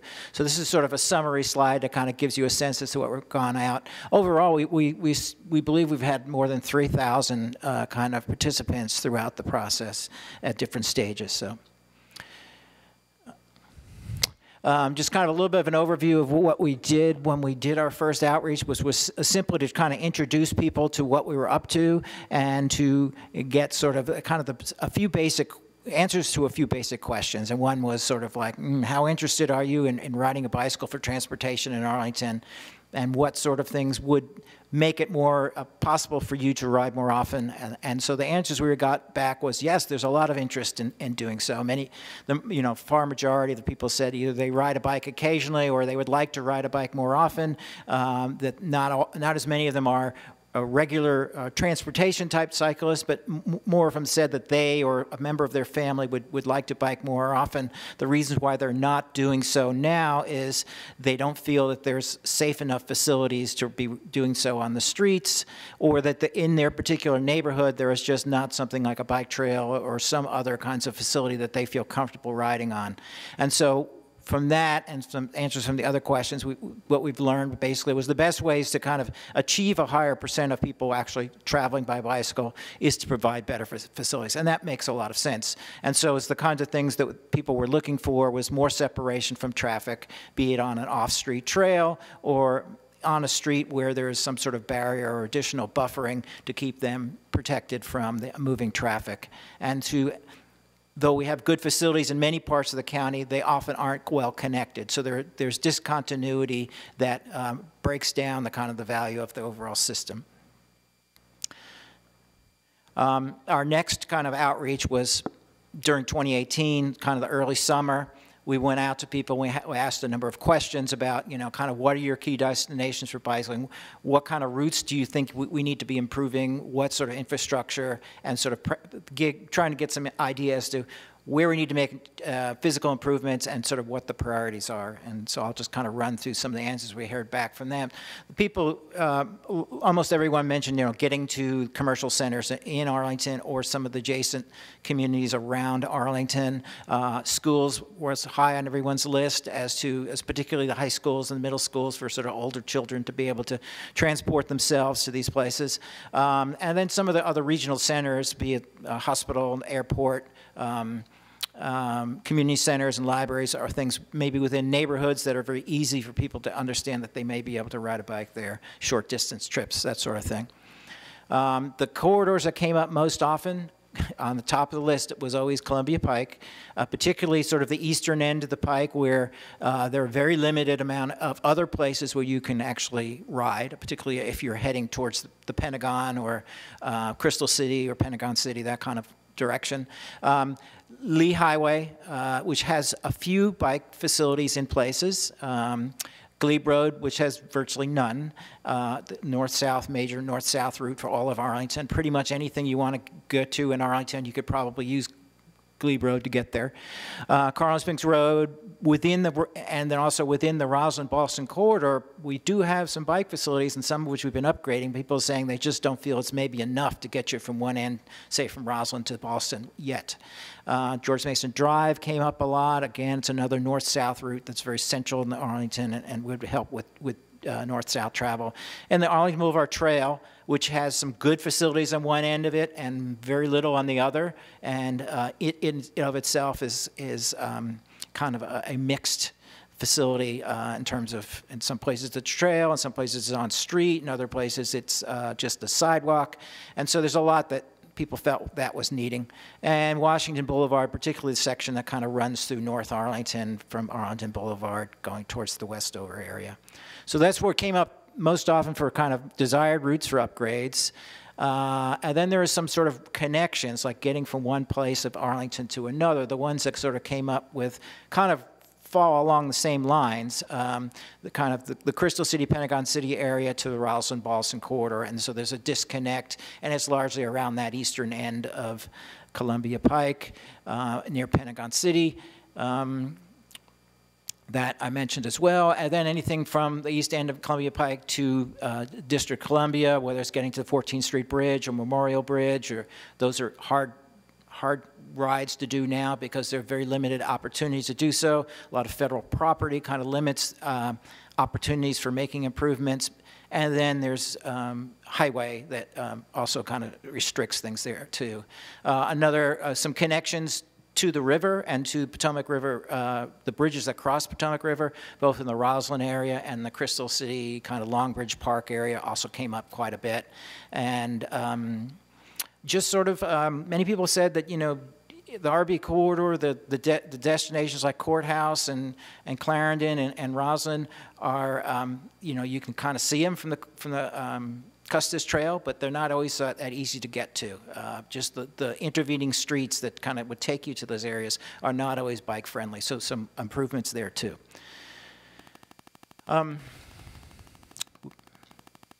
So our most recent sort of outreach, and this is sort of kind of finishing up the process part of my discussion, was when we went out we put out a draft plan, and this was sort of at the early part of November, and then we started to go around asking people, what do you think of it? Where do we need to make improvements? What's missing? That sort of thing. So we did a lot of review externally, internally, kind of getting opinions from some of the other agencies within Arlington County and with Arlington Public Schools. And then we also went to a great number of advisory commissions and other groups in Arlington, including the business community and with the Chamber of Commerce and NAOP, which commercial property owners, but we tried to kind of reach out to as many people as possible. And we did have the public open houses and another online survey that people could provide comments on. And then a lot of people just sent directly their own comments to me. And so kind of we captured all that, and that's kind of going into this draft that you now have in front of you, which is the one we're trying to bring to the board, their March meeting. In addition, just recently, we've kind of met with all the board members, had some individual briefings to kind of give them an idea of what we've been doing and sort of gauge their temperature as to how they feel about things. I think we have a good green light to be moving forward on our plan. Now let me just speak a little bit about what the plan says and what's in it. A good part of the plan is establishing sort of the goals and policies of transportation in Arlington. And so these bike element very much fits in with the other elements of the MTP. We see this as, these are in no small part, they are part of the overall travel means for people to get around. Improvements you can make for bicycling very much affects some of the other means of travel as well. A lot of these facilities are both bicycle and pedestrian. Things we do on the streets can improve, change travel by other modes on those streets as well. And then, so we established some goals. We established a good number of policies as to how we're going to achieve those goals, and then the implementation actions. Those are all listed within this planning document. And then, again, there are some additional things like performance measures and such, which I'll talk a little bit later. And then there's the second part of the plan, which is mostly about facilities. And so it goes through design of facilities, different types of facilities, and generally what proposes a long list of things that we would like to see built kinds of all across the county, and largely kind of how we're going to get to that point. So I'll go through that now. I would say the significant policy themes is one, I think is one of the key ones was we identified a vision for bicycling in Arlington. And we really would like to see providing that it's a regular transportation option for anybody, all ages and abilities. We don't necessarily want to limit it to just those who feel comfortable mixing it up with traffic. We really want to broaden the appeal to everybody, and we really want to make sure that people feel safe and comfortable wherever they want to travel in Arlington, and that it covers all parts of Arlington. We don't want to leave out certain neighborhoods or communities because we just didn't put anything in that neighborhood. We really tried to stress that we want to cover the county with a broad network. It puts a lot of reliance upon what we call the low stress routes, and the low stress routes are typically those which have some reductions in traffic, motor vehicle traffic. Maybe they have traffic coming, or maybe they're just lower speed routes, or they're just streets that don't necessarily have the highest amount of volume. It also means that in places where you do have an arterial street with a higher amount of volume or higher speeds, that you provide a greater level of protection for the bicyclists, and that means it's typically something like a cycle track or protected bike lane, which gives them more separation. And then we use those sorts of routes to kind of link up things. So those destinations that we mentioned earlier are on those routes. So those routes are identified with an intention to get you to places such as those county schools that were identified, or those community centers that were identified. And so we'd like this plan to really go beyond what we've done in the past sometimes, which is just put in the easiest possible bike facility. What we could paint a line because we can squeeze 3 or 4 feet out of a roadway. We want to do better than that. We want to do the best possible one. That means it means we're going to have to make some more decisions in the future as to really what fits on that street. What are the trade-offs are going to be? Is it maybe perhaps on-street parking or bike facility, or how those things fit together are going to be more critical in the future, because we really want to push for something better. And then also our trail system. These have been developed over many years, largely for many different purposes. They have many different users: dog walkers, runners, bicyclists, and such. And so they're multi-use trails. And they have maybe a recreational focus for some people, but for others, they are actual formal transportation facility. And so we want to start treating them as formal transportation facilities, and that might mean some upgrades, including things like lighting, some widening, some enhancements to intersection crossings and such. And so in considering those now as part of our transportation system rather than just parkland and parks. And so I'll say also that there are other considerations that go into that too, and I'll talk about that later. But also we want to make sure that we're keeping up with the changing transportation, the electric bikes, scooters, other sorts of small vehicles. Where do they fit in the overall travel in Arlington? What's the appropriate facilities for them? I think in a lot of cases it's sharing the same sort of facilities that bicyclists use today. And then identifying kind of new bike infrastructure projects and prioritizing those. And so there's a long list of those. That is the Appendix D, which is the last 10 to 12 pages of the document, which I'll go over in a little bit. We also identify some performance measures, really kind of where we want to go with things, looking 10, 15, 20 years out. Essentially, they fall in a couple of different areas: safety, reducing our crash injury rates by at least 5% annually, doing more in terms of bicycle safety education and encouragement, trying to build out that low-stress bicycle facilities, and we set some targets as to how much of that by when. And as those get built, we would see that we expect to see that the bicycle commute mode shares would increase as well. As you have better facilities and more of a network, it seems likely that you're going to have more people bicycling. And then also making sure that we're keeping up our trail system and our overall bicycle facilities replacement, renovation at a certain rate. A minimum of 4% a year would kind of keep it so that no facility is more than about 25 years since the last time it was paved or renovated.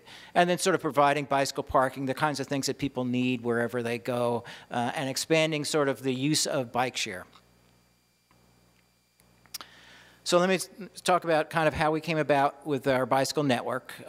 Largely it was kind of an iterative process where we initially just starting with what's out there today, looking at marking that down, and then and what kinds of facilities or projects we currently have in the process. So many things kind of under construction or funded and in design that are coming along, and just starting with that. And then there are a number of sector plans and area plans which have identified particular bicycle facilities that should be built.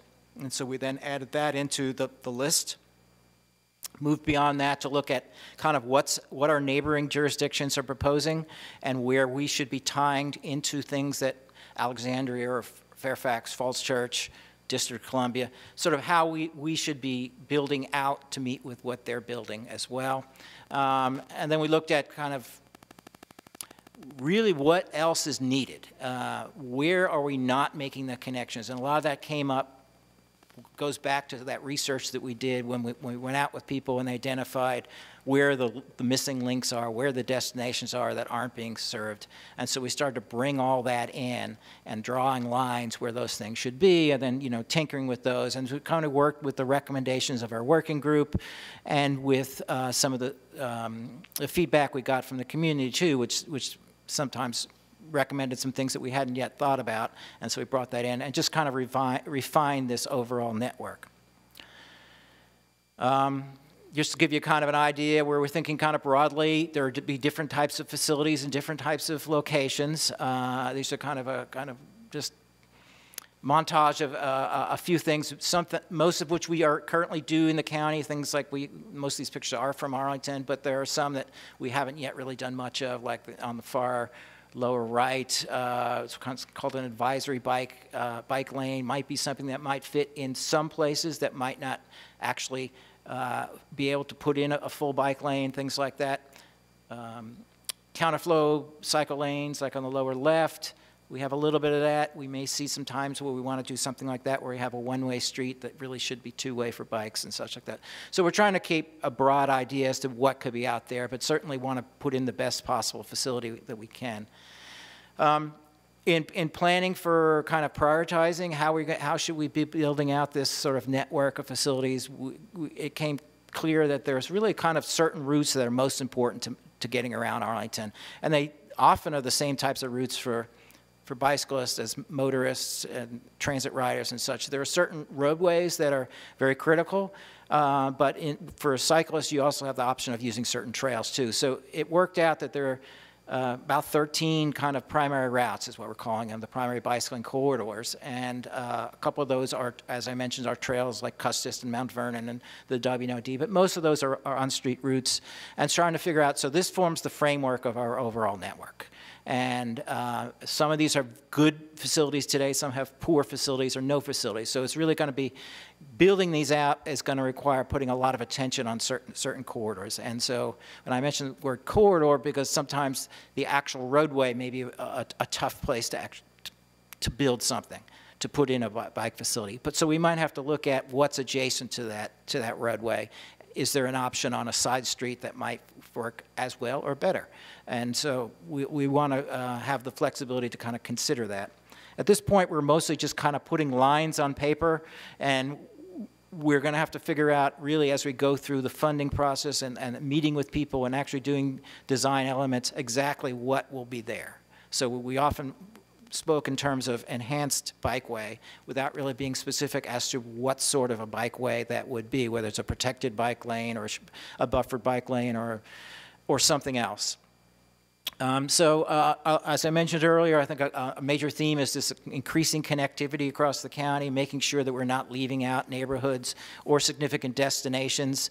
And so there's a lot more interweaving beyond that primary network, using some of these secondary streets, and then also what we, oftentimes what we're referring to as bicycle boulevards, which might be a sort of a secondary street that's been enhanced in some manner to make it a better bicycling route. In some cases, identified some small connections that actually can link up pieces of otherwise discontinuous routes. So that might be a route in a parkland setting that kind of makes a connection of one street to another, or it might be right now where there's kind of a discontinuity because you have a major roadway that you just can't get through because it doesn't have a traffic signal or some sort of assistance, making those sorts of changes that could make those routes better. Signing and marking certainly helps as well.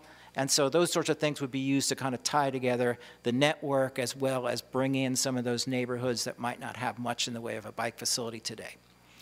Those kind of major arterials that I mentioned earlier, the Columbia Pike, or maybe it's the Lee Highway and Glebe Road and George Mason Drive, is trying to figure out what could be done on them. Could we be fitting in protected bike lanes or buffered bike lanes or a cycle track or something? Or maybe it's really just the sidewalk gets enhanced and enlarged and made better so that it can serve as a bike and pedestrian facility.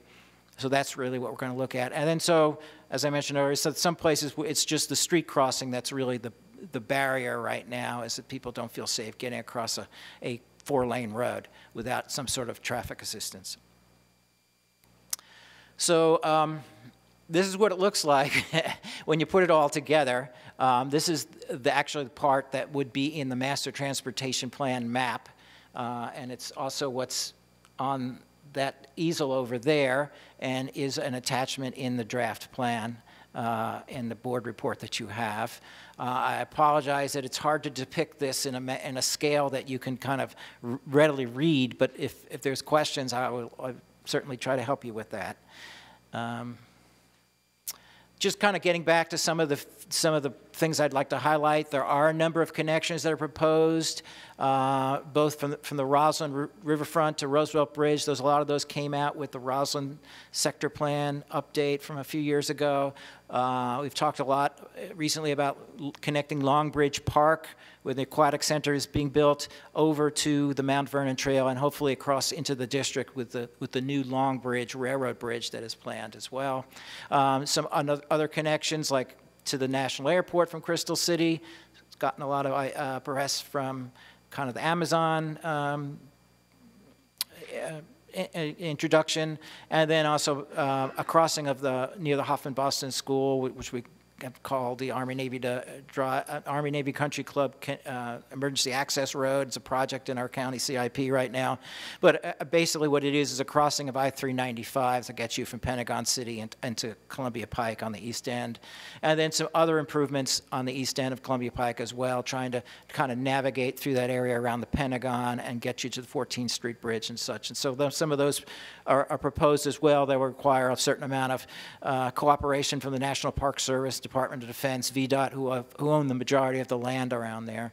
And then also there's one kind of in the very other far end of the county where the WNOD trail kind of enters East Falls Church and then becomes a couple blocks of on-street area that people kind of find their way through some neighborhood streets, looking for some opportunities to maybe to tie that together in a more connected manner for that trail, which is one of the region's, or maybe it is the Northern Virginia region's priority trail.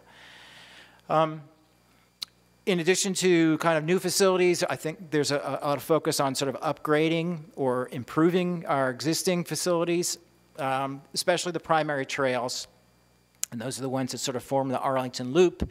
It's the Mount Vernon, the Custis, the WNOD, and the 4 Mile Run Trail, with the addition of Bluemont Junction, which also provides a kind of a tying in of a lot of those facilities. Some of those trails are now sort of in the 8 to 10 foot width. 12 foot is sort of more desirable for those primary routes where you have a heavy volume of mixed bike and pedestrian traffic. It's better for safety. But also it kind of provides a little more regularity, I would say. So addressing some of the other issues with them, this particular photo is of the Bluemont Junction Trail, which was built 31 years ago. Hasn't been really improved upon since, other than addition of some new wayfinding signage. And so looking at kind of things that need to be done along those primary trails particularly, but some of the secondary trails too. There are places where bridges are starting to fall apart, things like that. And so there's an upgrade in maintenance and trying to figure out how to make them better as bicycling facilities as well as kind of parkland. Consider maybe lighting installation on some, and identified some reasons for where the lighting would go, or so how to prioritize where lighting is useful and where that should be put in. Kind of addressing some of those conflicts between users, and we're kind of investigating more sorts of measures that we can do with maybe markings on the trail and signage to try to help achieve a little more harmony between the bicyclists and the other wheeled kind of users and the people on foot.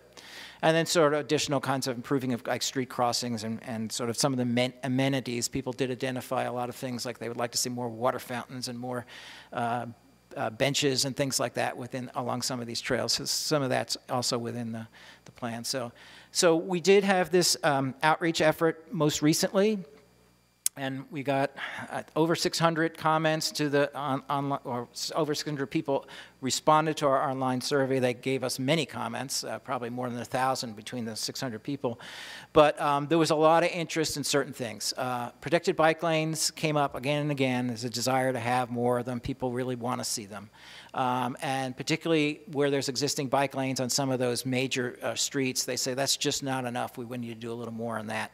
So we heard that. We also heard some of the same facilities that people told us about earlier this year.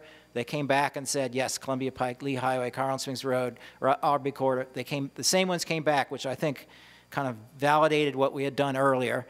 The support for kind of Crystal City, the RB corridor connection, is sort of the one that comes up most often. It's that east end of Columbia Pike. It's crossing 395. It's that whole area around the Washington Boulevard, Columbia Pike interchange. That's really something that needs to be addressed. And then a lot of folks, and I think this may have come from both bicyclists and folks who are maybe not so much bicyclists, but travel mostly on motorists, addressing some of the issues that take place on the streets, kind of illegal behavior, and this kind of applies to bicyclists and motorists, blocking bike lanes, running red lights, things like that. So a lot of attention that to have safety, we need better compliance with the laws. That may require education, but also may require enforcement as well. A lot of people brought up e-bikes and scooters. There are advocates for having them in bike lanes and on trails, and there are people who are very much opposed to it too. It probably came out a little bit in favor of allowing e-bikes on trails, but not allowing scooters. But it was kind of a mix between what I heard from people, and these just were folks sending in their comments.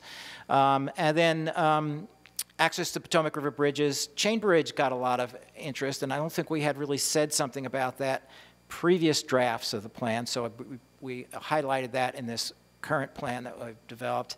And then there were a lot of concerns about what we had proposed for some of the trails in the parks. And so we want to, going back and looking at, we don't want to necessarily impact the nice parts of our parks, ruin the scenic value, or kind of damage the natural resources within those parks.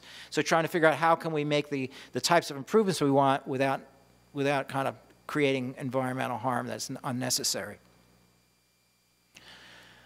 So I'll just go through some of the major points that came up, and there's probably 3, and so I was going to kind of walk through those separately. This one that we heard a great deal of concern about was the proposal for a trail along the NFATC, National Federal Foreign Affairs Training Center with State Department. It's down in the Alcova Heights neighborhood. We had proposed a trail to kind of link South Quincy Street near South 6th Street to South Oakland Street near 3rd Street, and it's kind of identified with those little yellow dashes. And then with a little bit of an on-street connection that we could kind of help people get to TJ's school and the community center there. This brought out a lot of people who were opposed to the idea. Part of the concern was it appeared to be taking some private property from certain property owners.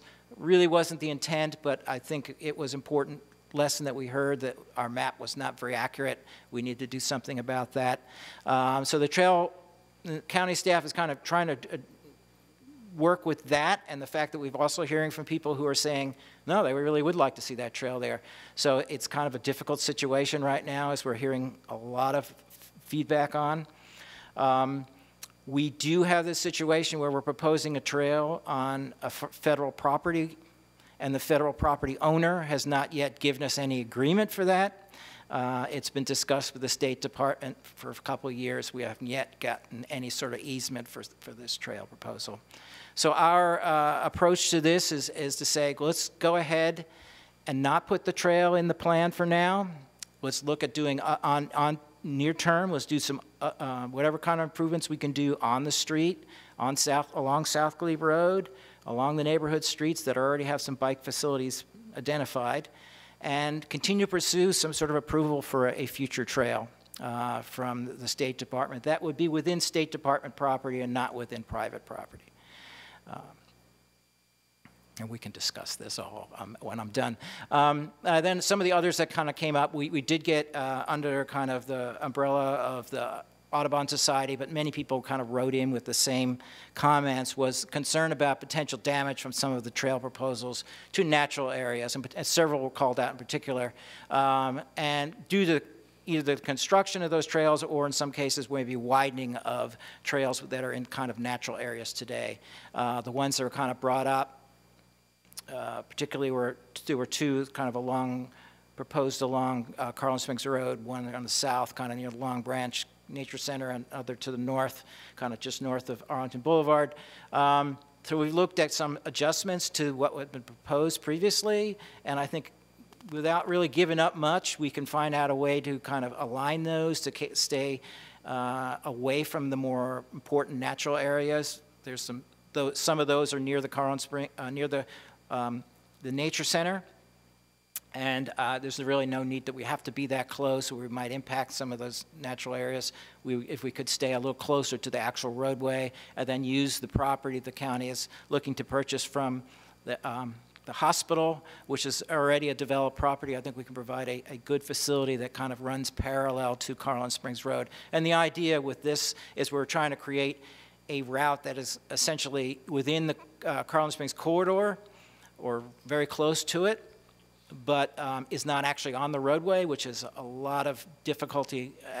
It's a very difficult street to bicycle upon due to the amount of hills and the vertical curves, and in fact, it's very highly trafficked and doesn't have any additional kind of extra space on it. So we were looking at trying to create a parallel route that would be within the corridor and serve the same purposes. So, and so in that case, I think we've made some changes that are suitable in terms of protecting the natural areas, but still provide a good bike facility. Another proposal was one that we had talked about, which was to connect to sort of the Claremont and Wakefield schools down to the 4 Mile Run Trail in this part of South Arlington. There's kind of a worn path there now. I'll show you some photos of that. We had proposed building that. However, a lot of opposition came to that because it's very close to an important natural area called the Magnolia Bog that our naturalists have pretty much told me you don't want to get anything near that because of the likely impact. So we've taken that out of the plan, and I'll maybe explain a little more about that. And we've added a lot of language in to kind of address some of these preservation of natural areas, particularly those ones of highest value where they're very scenic or there's kinds of important wildlife areas or something along them, to try to avoid them and stick to more of the existing trails like the W&OD, which is a little more in a developed corridor. And then also some of the places where we want to do widening or add lighting to trails, trying to provide, I just listed a couple of reasons how we would prioritize where those things should go and trying to focus on where there's already kind of a high use, where there's kind of in a metro area type setting, where there's some known safety concerns, or where there's kind of really a significant need to build something today because of the trail is of substandard design.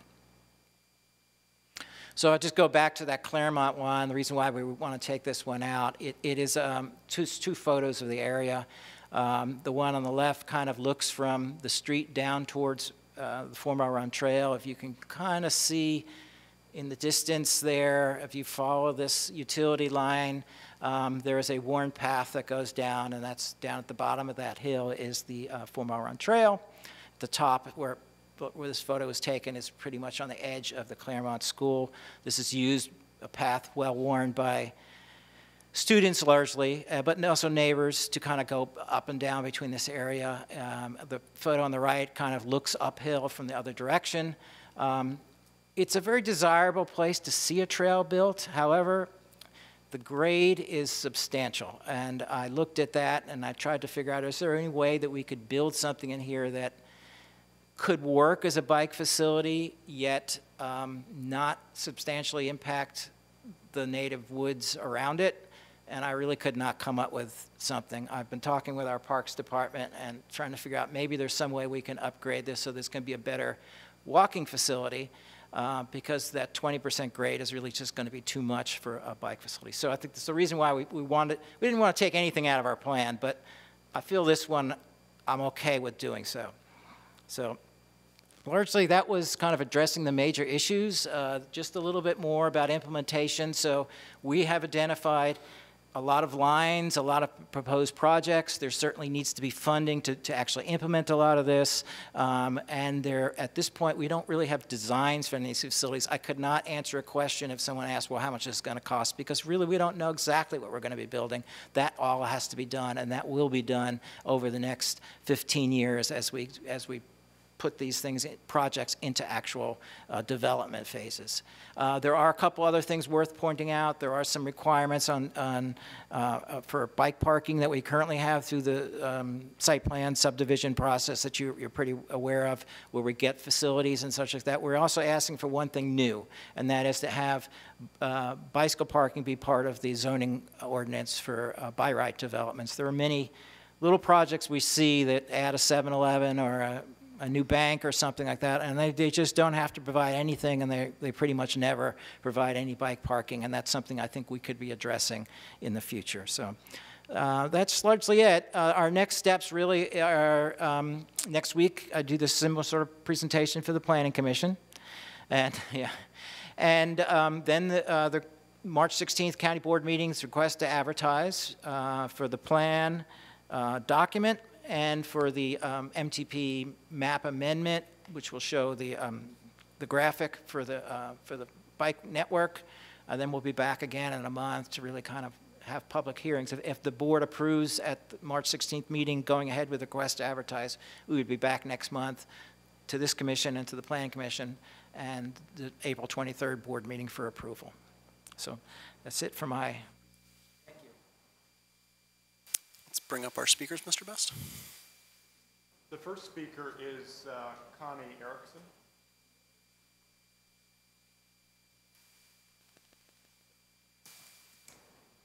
I'm Connie Erickson. I'm here for Audubon Society of Northern Virginia. As you know, Rich has made clear, we did submit written comments on the plan. We visited with E2C2, the Urban Forestry Commission. We visited with some of the commissioners. We attended the workshops, and we've met individually with Rich to walk some of the trails. And I did want to say I am pleased that he's moved the Glen Carlin Trail in this revised plan, which I've just seen briefly. It's not on the website yet, and eliminated the Claremont Trail, which we had a lot of concerns about. The Glen Carlin to the Hospital Trail was going to go through a designated resource conservation area over Long Branch, up through a scenic easement, by Moses Ball Spring. There were a couple of locally significant species in the trail, in the stream that runs down from there. So we had concerns about it. And we're pleased to see that that has been changed in the plan. We have some concerns which, you know, I can provide a written letter on, just some detailed suggestions on a couple of the smaller trails. The significant outstanding concerns we have are on proposed trail widening and lighting in the W&OD and 4 Mile Run trails as they go through natural areas. And when I say natural areas, let me be clear that I am talking about the W&OD trail, and just because you have utility lines that have a few trees cut back from them, that does not mean that you don't have a natural area, because there is undergrowth, grass, all sorts of useful habitat for migrating and resident species.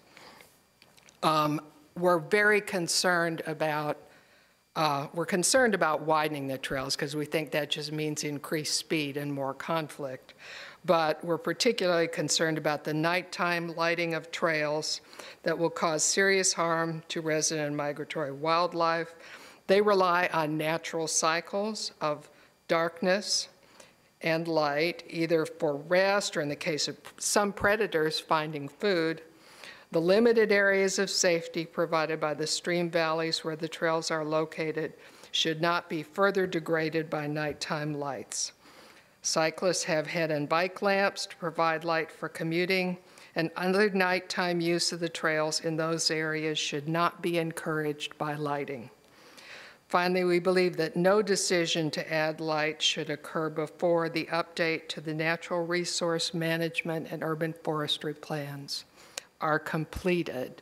I recognize that the general principles in the bike plan suggest setting up guidelines for environmental protection, but we really do think that those other plans should be the default standard setter for paths through these natural park areas. Thank you. Thank you. And our next speaker is Joseph Warren. Mr. Warren has also provided a write-up to the Transportation Commission. Welcome back, Mr. Warren. Well, thank you, Mr. Chairman. This is unusual. I'm in a different situation here, having been on the commission for 3 years. I was actually hoping to be on the commission while this topic came up. Well, I want to say that I'm very concerned that the draft bicycle element has no analysis of either traffic impacts or cost of reconfiguring major roads with bicycle lanes, even on a sample basis. Thus, the board will have little information about what impacts there could be on vehicle movements or the cost of the plan. Mr. Viola made 3 presentations, actually 4 now, tonight, on June 29th, 2017, November 2017, and then also in September of this year, of last year actually, 2019. And a presentation also was made by Dennis Sellon, you probably remember that, on the North Glebe Road Bicycle Facility Study. He's looked at this both from the standpoint of curb lanes and protected bike lanes on Glebe between Henderson Road and North Fairfax Drive. You might remember that the study found that dangerous conditions and conflicts exist for cyclists B, there is a loss of parking. C, delays increase for pedestrians crossing the streets. And fourth, traffic conditions or the level of service, which is more commonly called, worsen. So county staff recommended that no bike lanes be built. Now, the presentations by Mr. Viola in the past and also tonight summarize very well the public comments and the general goals such as equity, safe for all users, and the best possible infrastructure. However, the best bike infrastructure will likely not be the best for motor vehicles. Considerable reconstruction of road space will be needed for many projects. There are likely serious trade-offs, and he even mentioned that word, which could increase delays and costs for vehicle movements, especially commercial types. There is a cost of slower speeds, and I mentioned when I was a member of the commission, the Federal Highway Administration has software which could actually measure in dollars and cents the cost of delays by different types of vehicles. To better understand the trade-offs, in the several meetings that I have attended, I also suggested the use of VISM, which uses microsimulation for motor vehicles and bicycles on the same roads. I pointed out that VISM offered a 3-day, and still does, a 3-day free trial period. VISM was used by the county in analyzing the Roslyn Street changes. The draft says impacts on traffic flow, safety, and accessibility are considered. And this is especially important with the north-south corridors and also the 6 east-west corridors. However, there's no indication of any microsimulation tool will be used. Since costs can range from about $1.5 to $12 million, I recommend that the TC and your approval of the bicycle element tonight, the RTA, urge county staff to develop a sample of bike lane costs before the board considers approval of the bike element. Thank you. Our next speaker is Lander Allen.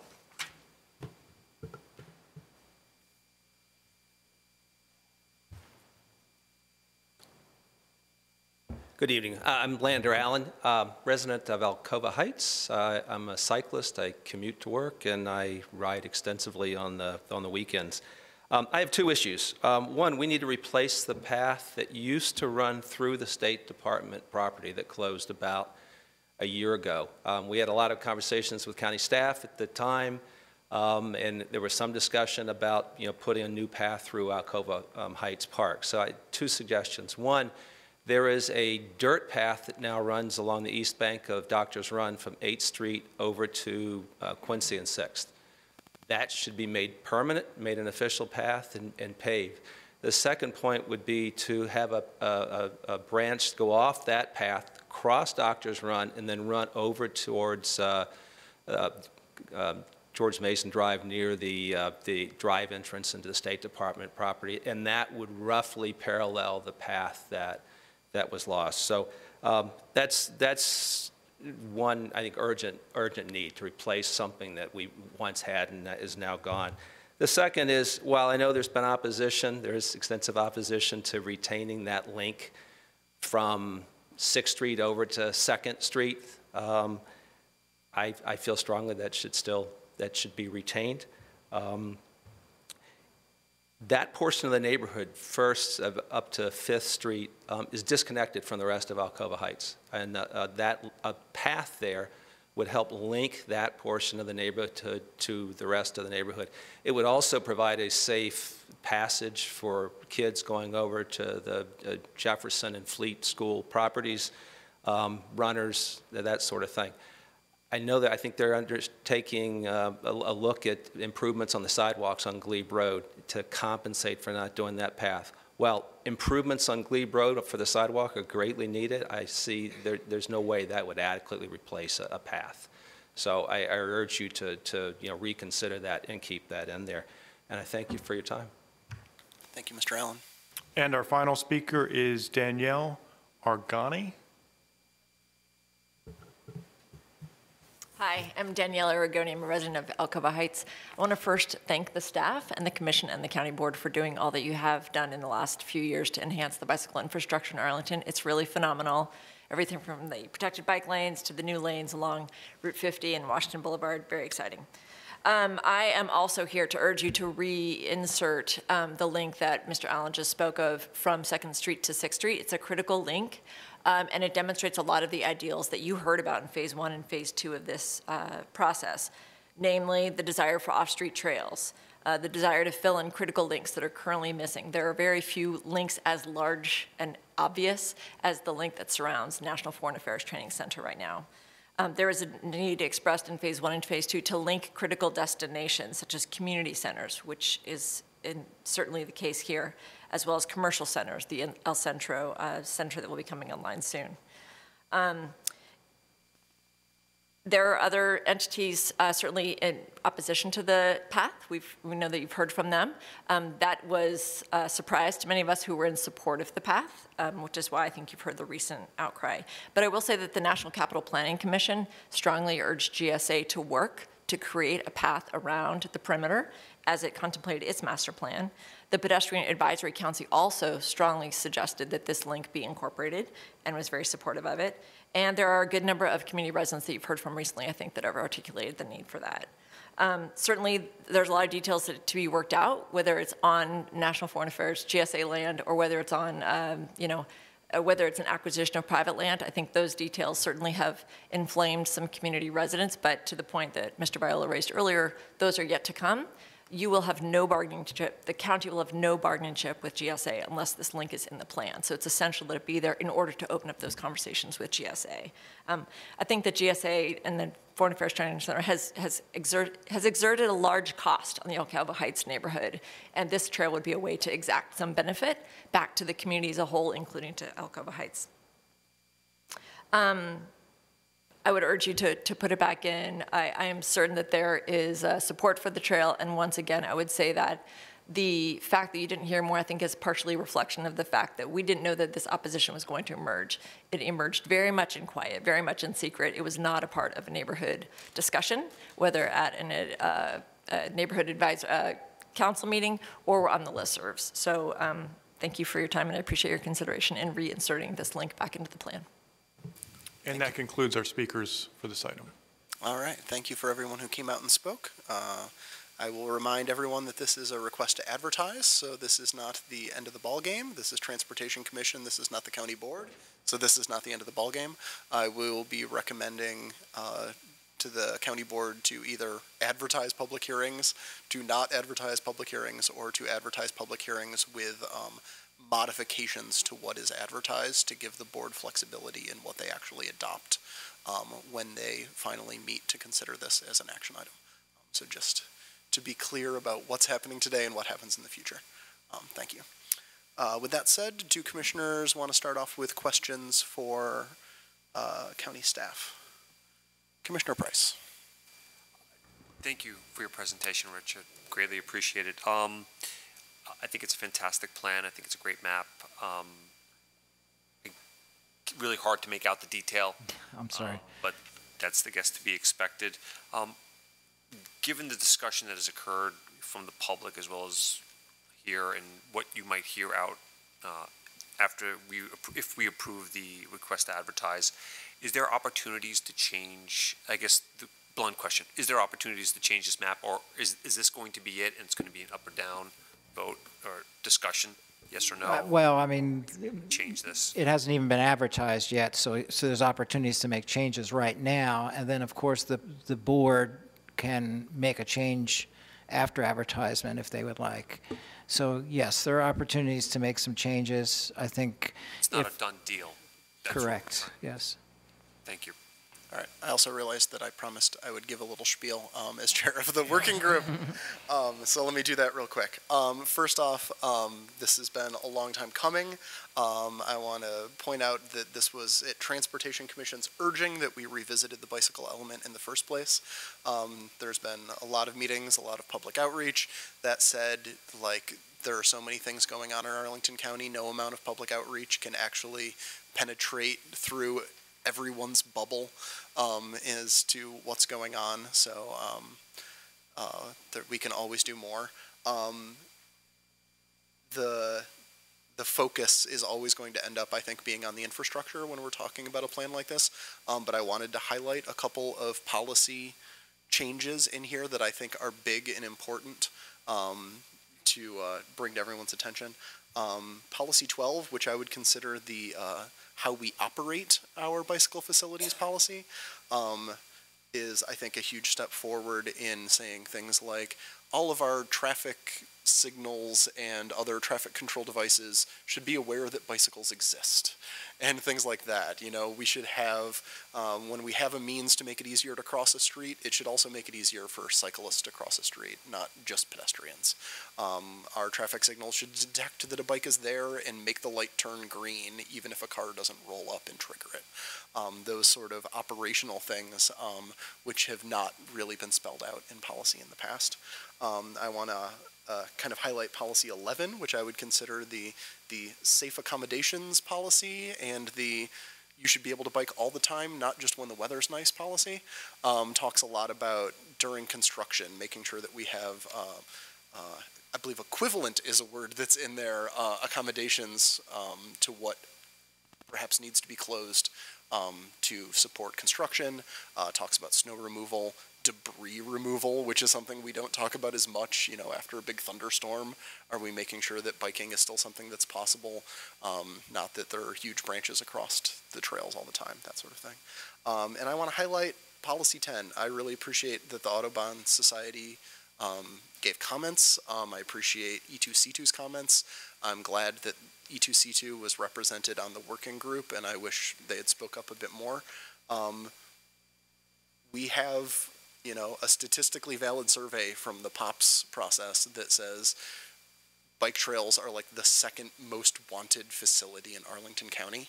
And I think when people say that, it's pretty obvious that they're not talking about a bike trail 3 feet from a highway and next to a retaining wall, you know, or a noise wall. They're talking about trails like we have trails now, like the WNOD and the 4 Mile Run Trail. And if we're going to build more trails that are like those, they have to be sustainable. They have to be designed to minimize environmental impact, but we can't kid ourselves into thinking that we're not going to cut down a tree. Like, you can't have a trail through the middle of a forest without cutting down a tree. So if we're saying people want new trails and we're going to satisfy that need and build new trails, we have to be talking about minimizing impact and being sustainable and careful about how we do it, not zero impact, because that if you're trying to build zero impact trails, all you're building are sidewalks next to highways. So I appreciate the amount of work that has gone into policy 10, which talks about a lot of ways that we can make our trails more sustainable, more, sorry, the word I actually want is not coming into my brain right now, but respectful of their context. It drives me nuts that we currently don't plant trees within a certain distance of our trails because we're so concerned about root heaves and we're so concerned about somebody, you know, riding off the trail for a foot and running into something. You know, we know there are species that you can plant that don't cause root heaves in trails, and I think we can expect a certain amount of care from those on our trails and not worry as much about people riding off into them.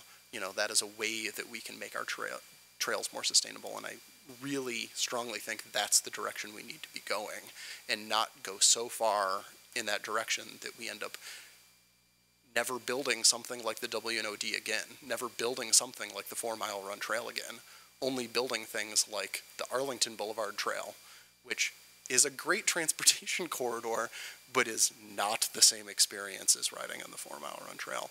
And so I would say my concern in the rerouting of Glen Carlin at this point is that we have perhaps gone so far in trying to avoid environmental impact that we are building a trail that doesn't satisfy that need that we have to be in nature, right? So many of our people are on trails to be in nature, and if we move them all next to the road, they're not on a trail to be in nature. So that is a little bit of context from many, many, many months of the Bike Element Working Group, and now I'd like to go back to questions from the Commission for staff. Commissioner Calkins.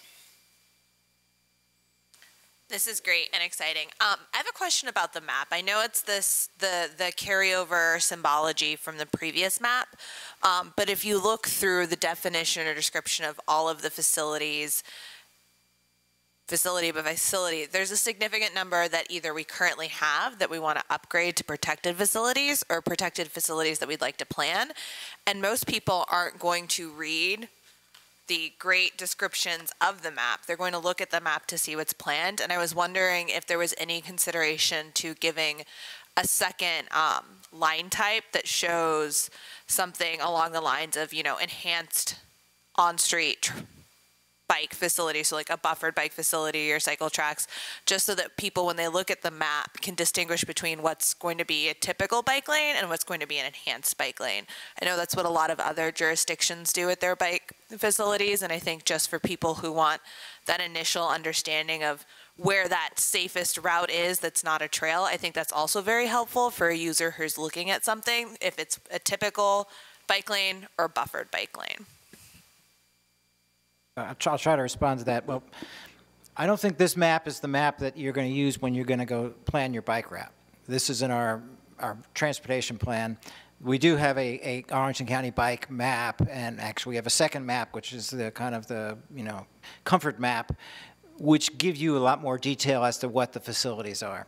I could try to be a little more specific on this map. However, in some cases, we're just identifying a corridor, and we're really not sure what the facility is going to be until we actually get a few years time and we've had a chance to design and produce what it is. So it might not be helpful to specify something now if it's not really what it's going to turn out to be. So we're being more generalist and just giving kind of the blue color. I guess I can appreciate that, but I also think there's a distinction between we're planning something more versus a normal bike lane. And if I'm also a person interested in knowing what is being planned, the map's a really good way for me to point to something and know if the road on 222nd Street is being planned as a bike lane or as a safer bike lane. And I think that's a really helpful tool for people when they're trying to understand what's coming down the pipeline, instead of having to also read through and try and find the description. And maybe it's not this round, maybe it's we table it and it's a conversation for the next time we update. But it's been helpful, and probably for developers as well, to easily identify where more is expected versus less.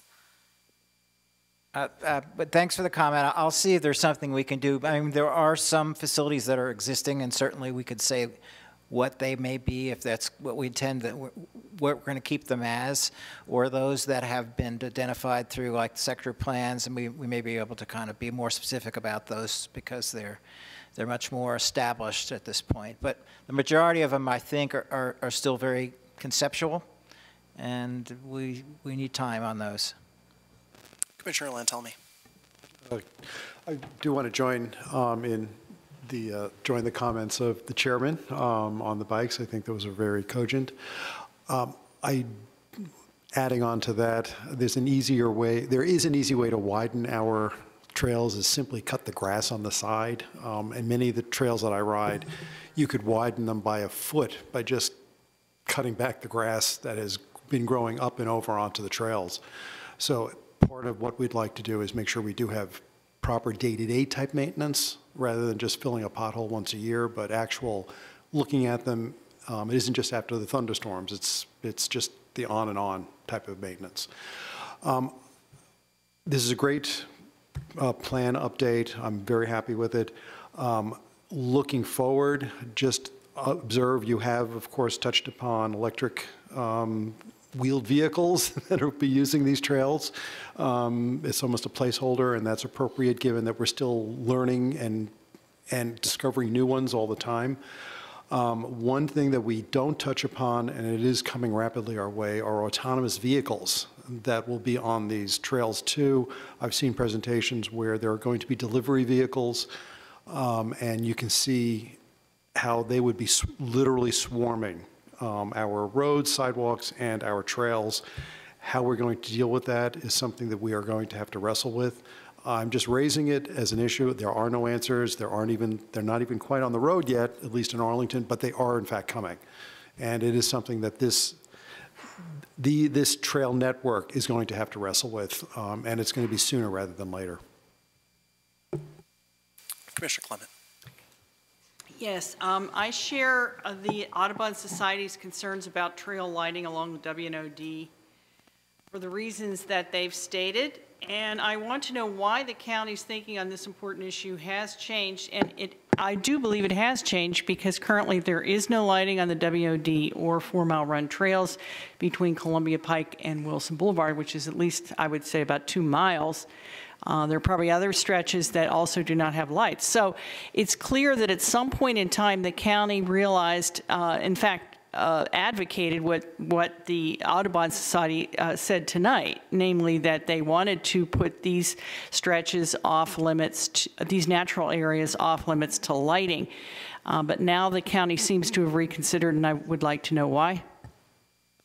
I mean, it's simply because a lot of these facilities are being used at night, not just by bicyclists, but by other users as well, runners, walkers, and such. And on many of them, we actually have data now because we have installed automatic counters that give us timestamps as to when these are being used. And we're seeing even in nighttime, 20% of the use of that trail is actually at night. There are some concerns about safety and security of those users and whether we're providing a good enough facility for these things to really be adequate for year-round transportation use if they're not safe enough for several months of the year. Commissioner Calkins. And I am a case of it's not safe enough around the year. I use the WNOD and the 4 Mile Run trails to get home from work, and I stop biking in the winter because it's not safe. Because even if you wear a headlamp, you can't see to the left or the right, you don't have peripheral vision. I have to choose other modes of transportation because it's no longer convenient and safe, especially as a woman, to use these trails in the evening when they're not lit. And it's not safe for anybody who's trying to use them to walk their dogs or anything else just because you don't have lines of sight. The WNOD and 4 Mile Run trails are critical links for people who use them as transportation, and I, for one, will definitely be supportive of having them lit so that I can use them. Commissioner Lantalmy. I'd also like to add on to that it's also an equity issue. With the metro hours being cut back, we have a lot of our service workers who are working in the corridor at the restaurants, at the hospital, places like that, that are coming off their shift and are coming home late at night, and they're using these bike trails. I've seen myself a number of people who appear to be service workers that are using our trails, and that's how they get to work now. That's how they get home. So this does have an impact on our people. Anyone else? Commissioner Brose. Yeah, I was going to say I was biking in the county long before I joined the Transportation Commission and using a lot of the trails recreationally and for work, commuting to work. And I'm glad to be in a part of a county that actually spends the time that this commission and this task force did to do this work and come up with a plan and a vision. I think I do want to sort of echo, because I've gone through places in the county where it's hard to get from one place to another, so I appreciate the Alcova Heights folks coming in and speaking to their concerns, and hope that we can come to some resolution on that. Thank you.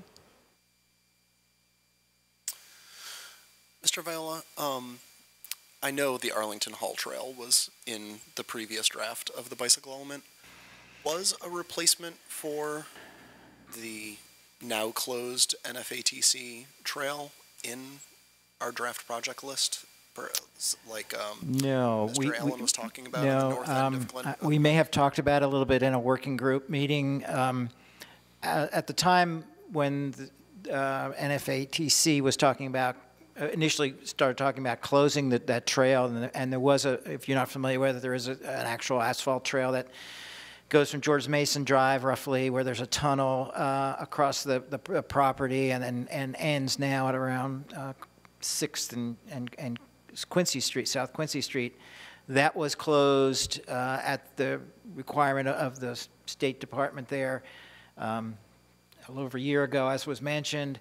we looked at what sort of alternatives could be put in there. And so because of the security concerns of the NFATC, it wasn't going to be on their property. So the only other place would be within the park, within Alcova Heights Park.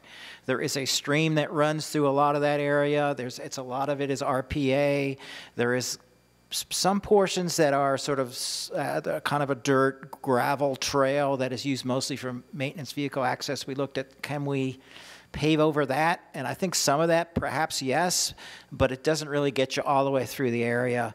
It could get you into the park, but getting all the way through to George Mason will require crossing some streams and likely getting into some very floodplain areas.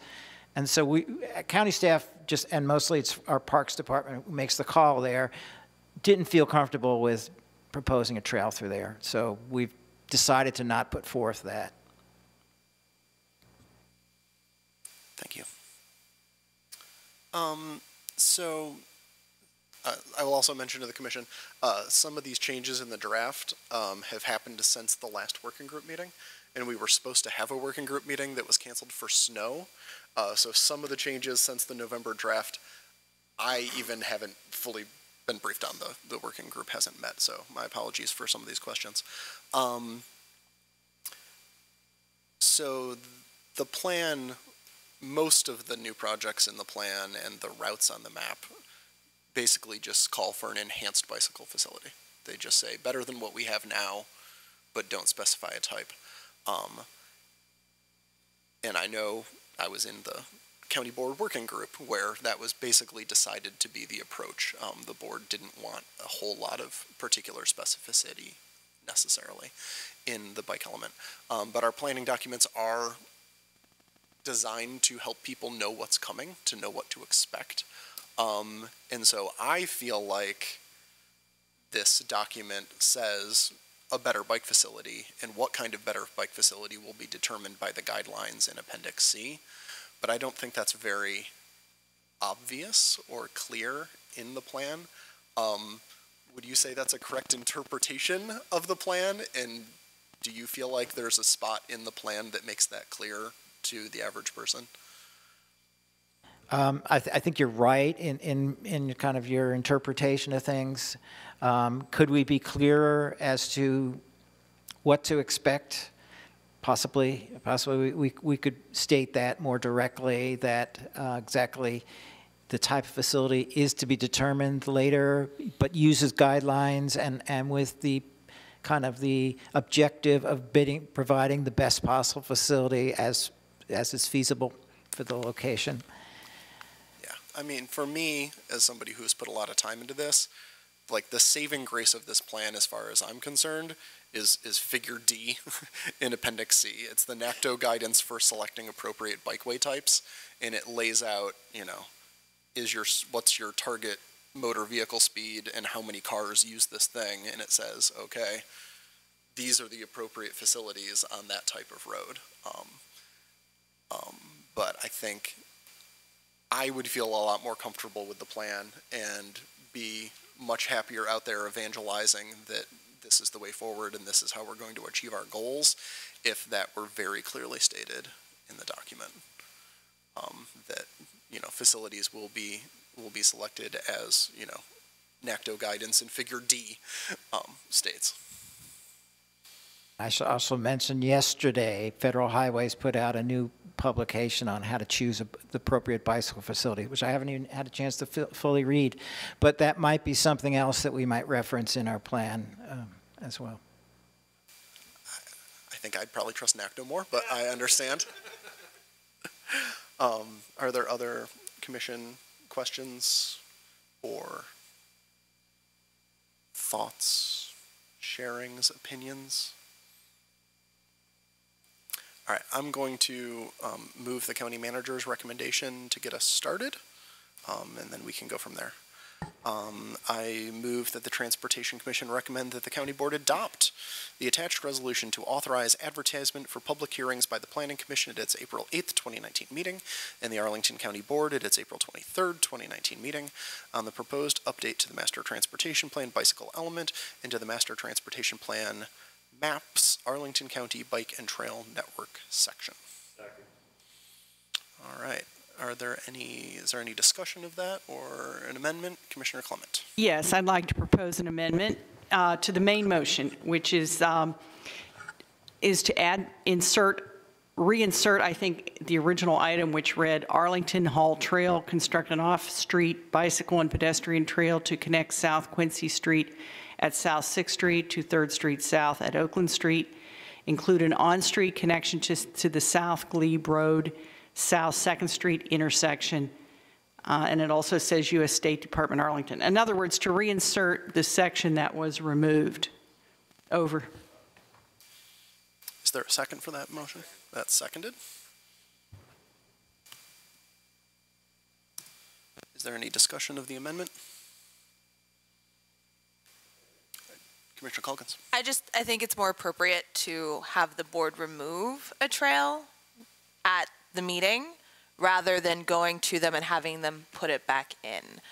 It's something that's already in the plan, and if there's both support and opposition for it, I would err on the caution of keeping the current plan and working it through the process, because if it's not on the plan, we don't have a process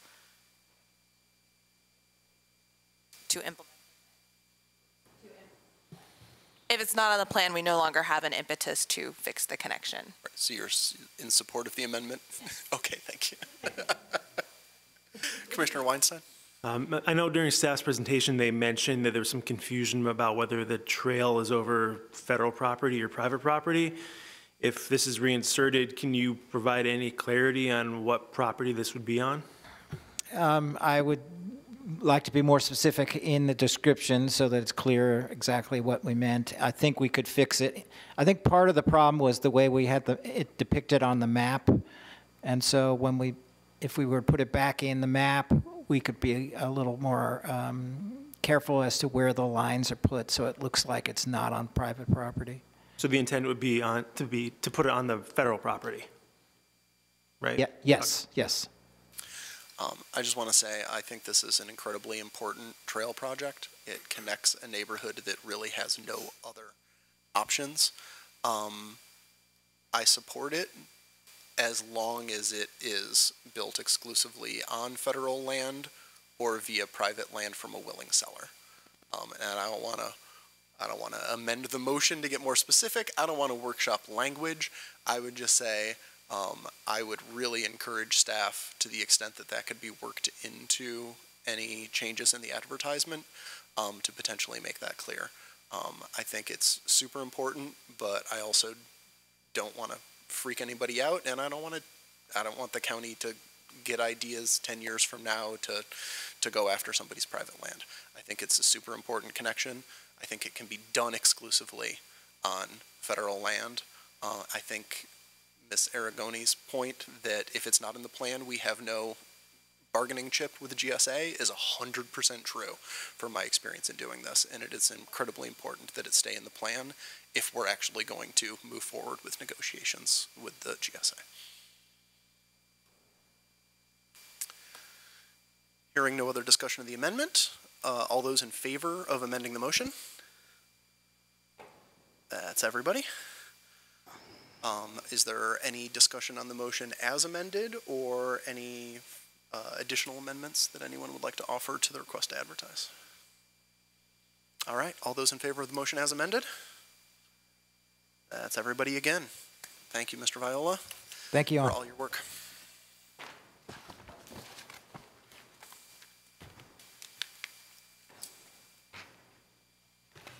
The next item, item number 5, is other commission business. Staff would like to announce our next meeting is April 4th, and this, of course, is our April meeting.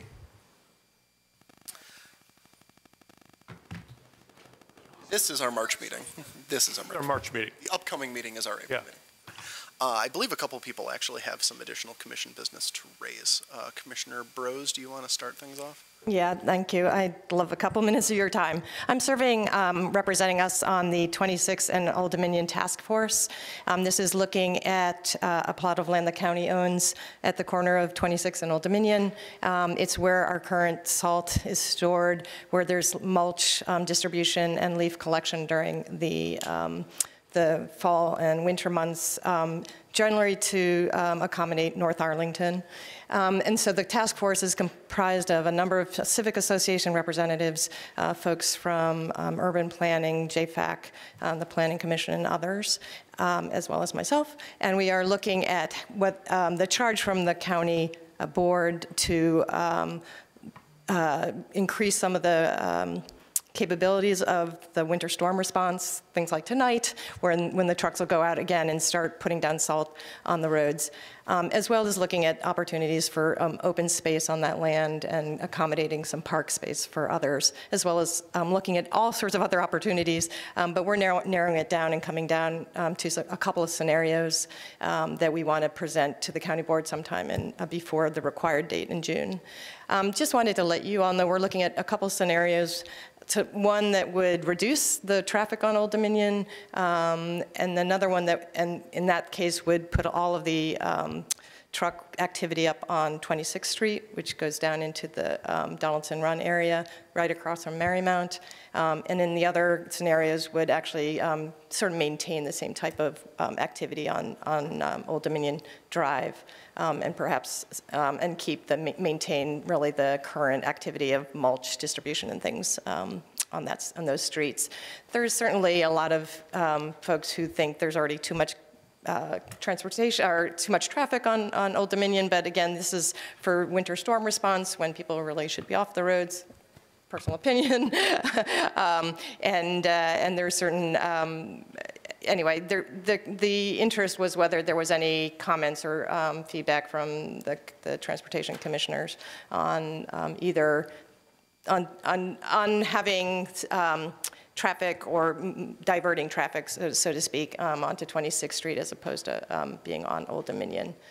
It's not a huge parking issue. We're looking at parking for employees on different lots in the area. It's really just trucks moving around on the streets. So if anyone has any comments one way or another, I'd be happy to hear them. I would just say Old Dominion certainly seems like the road most better set up for traffic. It's definitely an arterial. I think it's a state arterial. It has 309 on it on my Google Maps, which makes me think it's a, yep. a VDOT arterial road. And 26th Street gets real residential real quick. So, I mean, certainly we often put driveway entrances just off on a side street so that there are fewer curb cuts on our arterial roads. It's not, I wouldn't say it's out of the realm of an appropriate place, but I think the more obvious place for truck traffic in and out of that site is Old Dominion. Yeah, thank you. Anybody else have thoughts? Go ahead. Oh, anybody else have thoughts on that item? All right. Thank you, Chris. Go ahead, Commissioner Wadsworth. Yeah, just real briefly, I'll send a letter around on this, but I went to the Crystal City Citizens Review Council meeting on Monday to discuss primarily the Amazon development in Crystal City. This is a review council that includes the 3 neighborhood associations, the Business Improvement District, and designees from all the relevant county commissions, and we produced a unanimous statement in favor of the county and state incentives package to bring Amazon to the neighborhood. If you all remember our I'm not sure what you call it, but our executive meeting last year where we got an update on the board for the transportation projects that had to be canceled due to lack of funding. This will refund all of those, like the Crystal City Metro second entrance, a metro station at Potomac Yard, National Landing, and re-streetscaping Route 1 to make it more of a boulevard that you can actually use, so you can go from one side of where I live in Aurora Hills over to the Crystal City side. So you'll see the official statement, but I've heard on the radio, Kojo Namdi show, places like that, people claiming to represent the local community, saying that the community does not want the investment, and that's not true. We unanimously produced a statement in favor. So I'm sure we'll hear more. Indeed. Any other commission business? Great. I'll see you at our next meeting. Thank you all. And the county will be open at the regular time tomorrow morning. Yes.